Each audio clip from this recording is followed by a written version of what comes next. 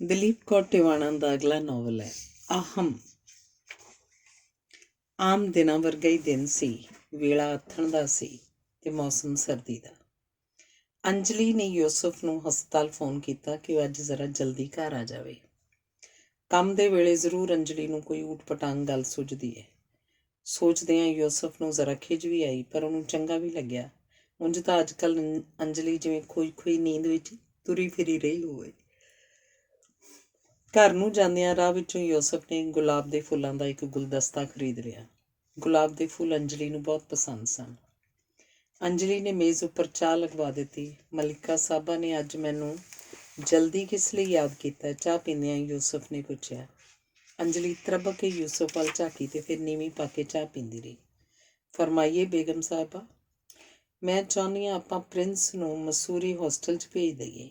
ਅੰਜਲੀ ਨੇ ਜਦੋਂ ਆਖਿਆ ਤਾਂ ਯੂਸਫ ਹੈਰਾਨ ਹੋ ਕੇ ਉਸ ਵੱਲ ਝਾਕਿਆ। ਪਿਛਲੇ ਸਾਲ ਜਦੋਂ ਮੈਂ ਆਖਿਆ ਸੀ ਕਿ ਪ੍ਰਿੰਸ ਨੂੰ ਹੋਸਟਲ ਭੇਜ ਦਿੰਦੇ ਹਾਂ ਤਾਂ ਉਸ ਵੇਲੇ ਆਪ ਨੇ ਫਰਮਾਇਆ ਸੀ ਕਿ 6 ਸਾਲ ਦਾ ਪ੍ਰਿੰਸ ਹੋਸਟਲ ਜਾਣ ਲਈ ਅਜੇ ਬਹੁਤ ਛੋਟਾ ਹੈ। ਹੁਣ 6 ਮਹੀਨੇ ਵਿੱਚ ਹੀ ਉਹ ਵੱਡਾ ਕਿਵੇਂ ਹੋ ਗਿਆ?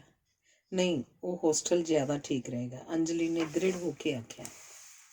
ਕਿਤੇ ਹੋਰ ਬੱਚੇ ਦੀ ਆਮਦ ਬਾਰੇ ਤਾਂ ਨਹੀਂ ਸੋਚਿਆ ਜਾ ਰਿਹਾ? ਜੇ ਪ੍ਰਿੰਸ ਨੂੰ ਹੋਸਟਲ ਭੇਜਣ ਬਾਰੇ ਆਖ ਰਹੀ ਯੂਸਫ ਨੇ ਚਾਹ ਮੁਕਾ ਕੇ ਪੁੱਛਿਆ। ਨਹੀਂ, ਮੈਂ ਇੱਥੋਂ ਜਾਣਾ ਚਾਹੁੰਦੀ ਹਾਂ। ਕਿਤੇ ਹੋਰ? ਪਰ ਕਿਉਂ? ਪਤਾ ਨਹੀਂ। ਤੂੰ ਇਹ ਨਾ ਸਮਝ ਅੰਜਲੀ ਕਿ ਮੈਂ ਏਡਾ ਹੀ ਬੇਵਕੂਫ ਹਾਂ ਜਾਂ ਮੈਨੂੰ ਕੁਝ ਵੀ ਸਮਝ ਨਹੀਂ ਲੱਗਦਾ। ਅਸਲ 'ਚ ਮੈਂ ਇਤਬਾਰ ਨਹੀਂ ਸੀ ਕਰਨਾ ਚਾਹੁੰਦਾ ਕਿ ਤੂੰ ਕਿਸੇ ਹੋਰ ਬੰਦੇ ਵਿੱਚ ਇੰਟਰਸਟਿਡ ਹੈ। ਯੂਸਫ ਨੇ ਆਪਣੀ ਅੰਦਰਲੀ ਸਾਰੀ ਅੱਗ ਨੂੰ ਦਬਾਉਂਦਿਆਂ ਆਖਿਆ। ਮੈਂ ਤੁਹਾਡੇ ਕੋਲੋਂ ਕੁਝ ਵੀ ਲੁਕਾਉਣਾ ਨਹੀਂ ਚਾਹੁੰਦੀ। ਮੈਂ ਵੀ ਚਾਹਿਆ ਸੀ ਕਿ ਕੁਮਾਰ ਮੇਰੀ ਜ਼ਿੰਦਗੀ 'ਚ ਨਾ ਆਵੇ। ਤੁਸੀਂ ਪਹਿਲੇ ਦਿਨ ਜਦੋਂ ਉਹਨੂੰ ਘਰ ਲਿਆਏ ਸੀ ਤਾਂ ਮੈਨੂੰ ਲੱਗਿਆ ਸੀ ਇਹ ਬੰਦਾ ਸਾਡੇ ਘਰ ਨਹੀਂ ਸੀ ਆਉਣਾ ਚਾਹੀਦਾ, ਪਰ ਇਹ ਸਭ ਸੋਚਣ ਸਮਝਣ ਦੇ ਬਾਵਜੂਦ ਹੁਣ ਮੈਂ ਬੇਵੱਸ ਹਾਂ। ਮੈਂ ਤੇਰੇ ਸੱਚ ਬੋਲਣ ਦੀ ਕਦਰ ਕਰਦਾ ਅੰਜਲੀ, ਪਰ ਸੱਚ ਆਖ ਦੇਣ ਨਾਲ ਕੋਈ ਗਲਤ ਗੱਲ ਠੀਕ ਤਾਂ ਨਹੀਂ ਬਣ ਜਾਂਦੀ। ਝੂਠ, ਸੱਚ, ਠੀਕ, ਬੇਠੀਕ, ਇਹ ਗੱਲਾਂ ਰੱਬ ਨੇ ਤਾਂ ਕਿਧਰੇ ਲਿਖ ਕੇ ਨਹੀਂ ਭੇਜੀਆਂ। ਸਭ ਕੁਝ ਅਸੀਂ ਆਪ ਹੀ ਮਿੱਥ ਲਿਆ ਨਾ। ਕੋਈ ਤਾਂ ਗੱਲਾਂ ਹਨ ਜਿਨ੍ਹਾਂ ਦੇ ਸਹਾਰੇ ਦੁਨੀਆ ਖੜੀ ਹੈ ਮੈਡਮ। ਦੁਨੀਆ ਖੜੀ ਕਿੱਥੇ ਹੈ? ਦੁਨੀਆ ਤਾਂ ਚੱਲ ਰਹੀ ਹੈ। ਅੰਜਲੀ ਨੇ ਮੁਸਕਰਾ ਕੇ ਆਖਿਆ। ਕੀ ਮੈਂ ਜਾਣ ਸਕਦਾ ਤੈਨੂੰ ਕੀ ਤਕਲੀਫ ਹੈ? ਤਕਲੀਫ ਕੋਈ ਨਹੀਂ, ਬਸ ਲੱਗਦਾ ਹੈ ਜਿਵੇਂ ਹੁਣ ਤੱਕ ਮੈਂ ਜਿਉਂ ਨਹੀਂ ਸੀ ਰਹੀ, ਜਿਉਣ ਦਾ ਸਿਰਫ ਨਾਟਕ ਕਰ ਰਹੀ ਸੀ। ਉੱਚੇ ਘਰਾਣੇ ਦੀ ਸ਼ਰੀਫ ਬਹੂ ਦਾ ਨਾਟਕ। ਤੇਰੇ ਘਰਦਿਆਂ ਨੇ ਤੇਰਾ ਮੇਰੇ ਨਾਲ ਵਿਆਹ ਤੇਰੇ ਤੋਂ ਪੁੱਛ ਕੇ ਹੀ ਤਾਂ ਕੀਤਾ ਸੀ। ਦੂਸਰਾ, ਕੁਮਾਰ ਦੇ ਆਉਣ ਤੱਕ ਤੂੰ ਮੇਰੇ ਨਾਲ, ਇਸ ਘਰ ਨਾਲ, ਪ੍ਰਿੰਸ ਨਾਲ ਹਰ ਤਰ੍ਹਾਂ ਸੈਟਿਸਫਾਈਡ ਸੀ, ਖੁਸ਼ ਸੀ। ਨਹੀਂ, ਮੈਨੂੰ ਉਦੋਂ ਪਤਾ ਹੀ ਨਹੀਂ ਸੀ ਕਿ ਖੁਸ਼ੀ ਕੀ ਹੁੰਦੀ ਹੈ। ਹਰ ਵੇਲੇ ਮੈਂ ਦੂਸਰਿਆਂ ਦੀ ਖੁਸ਼ੀ ਬਾਰੇ ਹੀ ਸੋਚਦੀ ਸੀ। ਅੰਜਲੀ, ਇੱਕ ਗੱਲ ਤੈਨੂੰ ਦੱਸਾਂ, ਪਿਆਰ ਪਿਊਰ ਕੋਈ ਸ਼ੈ ਨਹੀਂ ਹੁੰਦਾ। ਔਰਤ ਨੂੰ ਪ੍ਰਾਪਤ ਕਰਨ ਲਈ ਮਰਦ ਦੇ ਘੜੇ ਫਰੇਬਾਂ ਵਿੱਚੋਂ ਇਹ ਵੀ ਇੱਕ ਫਰੇਬ ਹੈ। ਯੂਸਫ ਦੀ ਗੱਲ ਸੁਣ ਕੇ ਅੰਜਲੀ ਹੱਸ ਪਈ। ਯੂਸਫ ਹੈਰਾਨ ਹੋ ਕੇ ਉਹਨੂੰ ਹੱਸਦੇ ਨੂੰ ਦੇਖ ਰਿਹਾ ਸੀ। ਕਮਾਲ ਹੈ, ਤੂੰ ਇਹਨਾਂ ਗੱਲਾਂ ਉੱਪਰ ਹੱਸ ਸਕਦੀ ਹੈ। ਤੁਸੀਂ ਮੈਨੂੰ ਰੋਂਦੀ ਵੇਖਣਾ ਚਾਹੁੰਦੇ ਹੋ? ਤੈਨੂੰ ਪ੍ਰਿੰਸ ਦਾ ਵੀ ਖਿਆਲ ਨਹੀਂ? ਤੁਸੀਂ ਮੈਨੂੰ ਕਿਉਂ ਬਲੈਕਮੇਲ ਕਰਨਾ ਚਾਹੁੰਦੇ ਹੋ? ਤੂੰ ਸੱਚਮੁੱਚ ਸਾਨੂੰ ਛੱਡ ਕੇ ਜਾਣਾ ਚਾਹੁੰਦੀ ਹੈ? ਹਾਂ, ਜੇ ਮੈਂ ਨਾ ਜਾਣਦੇ ਹਾਂ। ਮਨ ਤੋਂ ਤਾਂ ਮੈਂ ਜਾ ਹੀ ਚੁੱਕੀ ਹਾਂ। ਸਮਝੋ, ਸਿਰਫ ਜਿਸਮ ਨੂੰ ਰੋਕ ਕੇ ਕੀ ਕਰੋਗੇ? ਤੈਨੂੰ ਪਤਾ ਹੈ ਨਾ ਮੈਂ ਤੈਨੂੰ ਕਿੰਨਾ ਚਾਹੁੰਦਾ, ਕਿੰਨੀ ਆਪਣੀ ਸਮਝਦਾ ਰਿਹਾ। ਹਾਂ, ਉਸੇ ਤਰ੍ਹਾਂ ਜਿਵੇਂ ਤੁਸੀਂ ਇਸ ਕੋਠੀ ਨੂੰ ਆਪਣੀ ਸਮਝਦੇ ਹੋ, ਇਸ ਕਾਰ ਨੂੰ ਆਪਣੀ ਸਮਝਦੇ ਹੋ, ਨੌਕਰੀ ਨੂੰ ਆਪਣੀ ਸਮਝਦੇ ਹੋ। ਨਹੀਂ, ਤੂੰ ਠੀਕ ਨਹੀਂ। ਮੈਨੂੰ ਆਪਣੇ ਬਾਰੇ ਗਲਤ ਫੈਸਲੇ ਕਰਨ ਦਾ ਵੀ ਅਧਿਕਾਰ ਹੈ, ਜੇ ਇਹ ਫੈਸਲਾ ਗਲਤ ਵੀ ਹੈ ਤਾਂ। ਕੁਮਾਰ ਲਈ ਤੂੰ ਪਹਿਲੀ ਔਰਤ ਨਹੀਂ ਹੋਏਂਗੀ ਤੇ ਨਾ ਹੀ ਆਖਰੀ।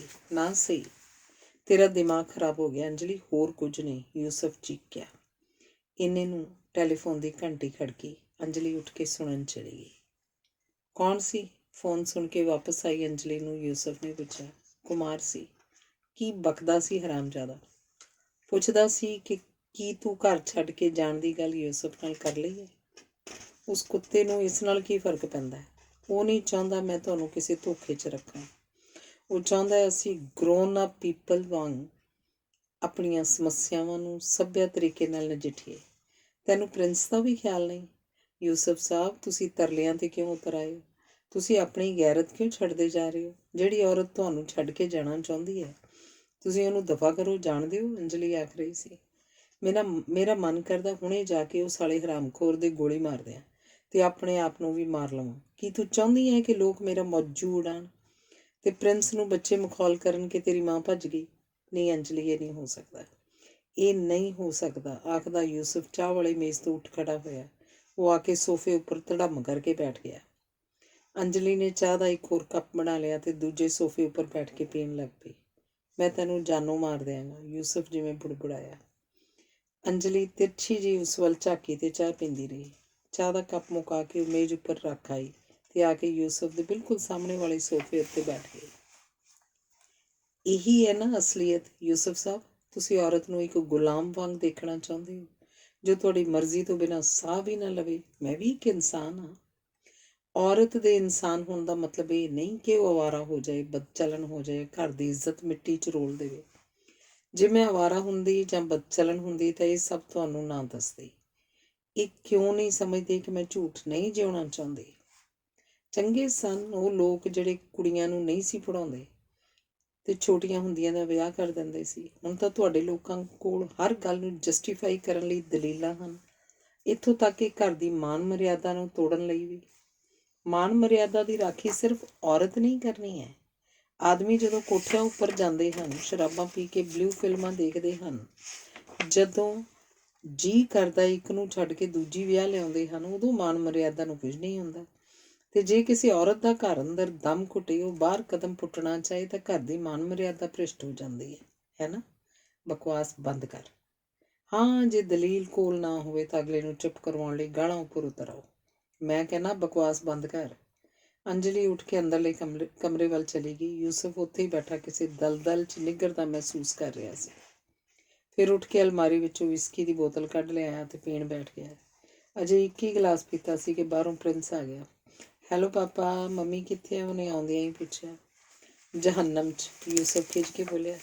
ਜਹੰਨਮ ਕੀ ਹੁੰਦਾ ਪਾਪਾ? ਪ੍ਰਿੰਸ ਪੁੱਛ ਰਿਹਾ ਸੀ। ਜਹੰਨਮ ਹੁੰਦਾ ਇਹ ਘਰ, ਅੰਜਲੀ ਨੇ ਅੰਦਰੋਂ ਆਉਂਦਿਆਂ ਯੂਸਫ ਵੱਲ ਝਾਕ ਕੇ ਪ੍ਰਿੰਸ ਨੂੰ ਆਖਿਆ। ਮੰਮੀ ਬਾਜ਼ਾਰ ਚੱਲੀਏ, ਮੈਂ ਵੀਡੀਓ ਗੇਮ ਲੈਣੀ ਹੈ। ਨਾਲੇ ਪਾਪਾ ਆਖਦੇ ਸੀ ਮੰਮੀ ਨਾਲ ਜਾ ਕੇ ਲੈ ਆਈ। ਪਾਪਾ ਤਾਂ ਪਿਛਲੇ ਸਾਲ ਦੇ ਆਖ ਰਹੇ ਨੇ ਵੀਡੀਓ ਗੇਮ ਲੈ ਲਈ, ਪਰ ਇਹਨਾਂ ਨੂੰ ਟਾਈਮ ਮਿਲੇ ਤਾਂ ਨਾ। ਸਾਰਾ ਦਿਨ ਮਰੀਜ਼ਾਂ ਨੂੰ ਦੇਖਦੇ ਦੇਖਦੇ ਆਪ ਮਰੀਜ਼ ਬਣ ਗਏ ਨੇ। ਮਰੀਜ਼ਾਂ ਨੂੰ ਰਾਜ਼ੀ ਕਰਨਾ ਬੁਰਾ ਕਿਵੇਂ ਹੋ ਗਿਆ? ਸਾਰਾ ਦਿਨ ਮਰੀਜ਼ ਮਰੀਜ਼ ਮਰੀਜ਼, ਹੋਰ ਕੋਈ ਗੱਲ ਆਉਂਦੀ ਵੀ ਹੈ? ਮਰੀਜ਼ਾਂ ਨੂੰ ਦੇਖ ਕੇ ਜਿਹੜੇ ਪੈਸੇ ਕਮਾਉਂਦਾ ਉਹ ਤੁਹਾਡੇ ਲਈ ਹੀ ਤਾਂ ਹੁੰਦੇ ਨੇ। ਸਾਨੂੰ ਨਹੀਂ ਚਾਹੀਦੇ ਉਹ ਪੈਸੇ। ਮੇਰੇ ਲਈ ਮੇਰੀ ਤਨਖਾਹ ਹੀ ਨਹੀਂ ਮੁੱਕਦੀ। ਕੋਈ ਵੀ ਪ੍ਰੋਬਲਮ ਨਹੀਂ, ਮੈਂ ਕਦੇ ਕਿਸੇ ਗੱਲੋਂ ਰੋਕਿਆ ਟੋਕਿਆ ਨਹੀਂ, ਫਿਰ ਵੀ ਨਾ ਖੁਸ਼ ਹੈ। ਅਜੀਬ ਗੱਲ ਹੈ। ਬਸ ਬੋਰ ਨਾ ਕਰੋ, ਆਖਦੀ ਅੰਜਲੀ ਉੱਠ ਕੇ ਪ੍ਰਿੰਸ ਦਾ ਹੱਥ ਫੜ ਕੇ ਦੂਜੇ ਕਮਰੇ 'ਚ ਚਲੀ ਗਈ। ਅੰਜਲੀ ਪ੍ਰਿੰਸ ਦੇ ਨਾਲ ਉਹਦੇ ਕਮਰੇ 'ਚ ਆ ਗਈ। ਉਹਦਾ ਮੂੰਹ ਹੱਥ ਧੋ ਕੇ ਕੱਪੜੇ ਬਦਲੇ। ਖਾਣਾ ਲਗਵਾਵਾਂ? ਉਹਨੇ ਪ੍ਰਿੰਸ ਨੂੰ ਪੁੱਛਿਆ। ਨਹੀਂ, ਮੈਂ ਨਹੀਂ ਖਾਵਾਂਗਾ। ਫਿਰ ਦੁੱਧ ਪੀ ਲੈ। ਦੁੱਧ ਵੀ ਨਹੀਂ ਪੀਆਂਗਾ। ਕਿਉਂ? ਤੁਸੀਂ ਪਾਪਾ ਨੂੰ ਝਿੜਕ ਕੇ ਬੋਲਦੇ ਸੀ। ਤੈਨੂੰ ਹੋਸਟਲ 'ਚ ਭੇਜ ਦੇਈਏ? ਉੱਥੇ ਤੇਰੇ ਜਿੱਡੇ ਹੋਰ ਬਹੁਤ ਸਾਰੇ ਬੱਚੇ ਹੋਣਗੇ। ਤੁਸੀਂ ਵੀ ਮੇਰੇ ਨਾਲ ਹੋਸਟਲ ਰਹੋਗੇ? ਨਹੀਂ, ਮੈਂ ਕਿਸੇ ਹੋਰ ਹੋਸਟਲ 'ਚ ਰਹਾਂਗੀ ਤੇ ਕਦੇ ਕਦੇ ਤੈਨੂੰ ਮਿਲਣ ਆ ਜਾਇਆ ਕਰਾਂਗੀ। ਤੇ ਪਾਪਾ? ਉਹ ਆਪਣੀ ਫਰੈਂਡ ਮੀਨਾ ਨੂੰ ਲੈ ਆਉਣਗੇ। ਹੁਣ ਚੋਰੀ ਚੋਰੀ ਉਹਨੂੰ ਮਿਲਣ ਜਾਂਦੇ ਨੇ। ਪਰ ਉਹ ਤਾਂ ਪਾਪਾ ਨਾਲ ਹਸਪਤਾਲ 'ਚ ਨਰਸ ਹੈ। ਉਹ ਪਾਪਾ ਦੀ ਫਰੈਂਡ ਵੀ ਹੈ। ਅੱਜ ਤੁਸੀਂ ਮੇਰੇ ਕੋਲ ਹੀ ਸੌਂ ਜਾਓ ਮੰਮੀ, ਪ੍ਰਿੰਸ ਨੇ ਜਿਵੇਂ ਤਰਲੇ ਵਾਂਗ ਆਖਿਆ। ਠੀਕ ਹੈ, ਪਰ ਪਹਿਲਾਂ ਦੁੱਧ ਪੀ ਲੈ। ਪ੍ਰੋਮਿਸ? ਫਿਰ ਮੇਰੇ ਨਾਲ ਸੌਂਵੋਗੇ? ਪ੍ਰੋਮਿਸ, ਆਖਦੇ ਅੰਜਲੀ ਨੇ ਹੱਸ ਕੇ ਪ੍ਰਿੰਸ ਨਾਲ ਹੱਥ ਮਿਲਾਇਆ। ਪ੍ਰਿੰਸ ਤੋਂ ਮਗਰੋਂ ਅੰਜਲੀ ਨੇ ਵੀ ਦੁੱਧ ਦਾ ਗਲਾਸ ਹੀ ਪੀ ਲਿਆ ਤੇ ਉਹ ਪ੍ਰਿੰਸ ਦੇ ਨਾਲ ਪੈ ਗਈ।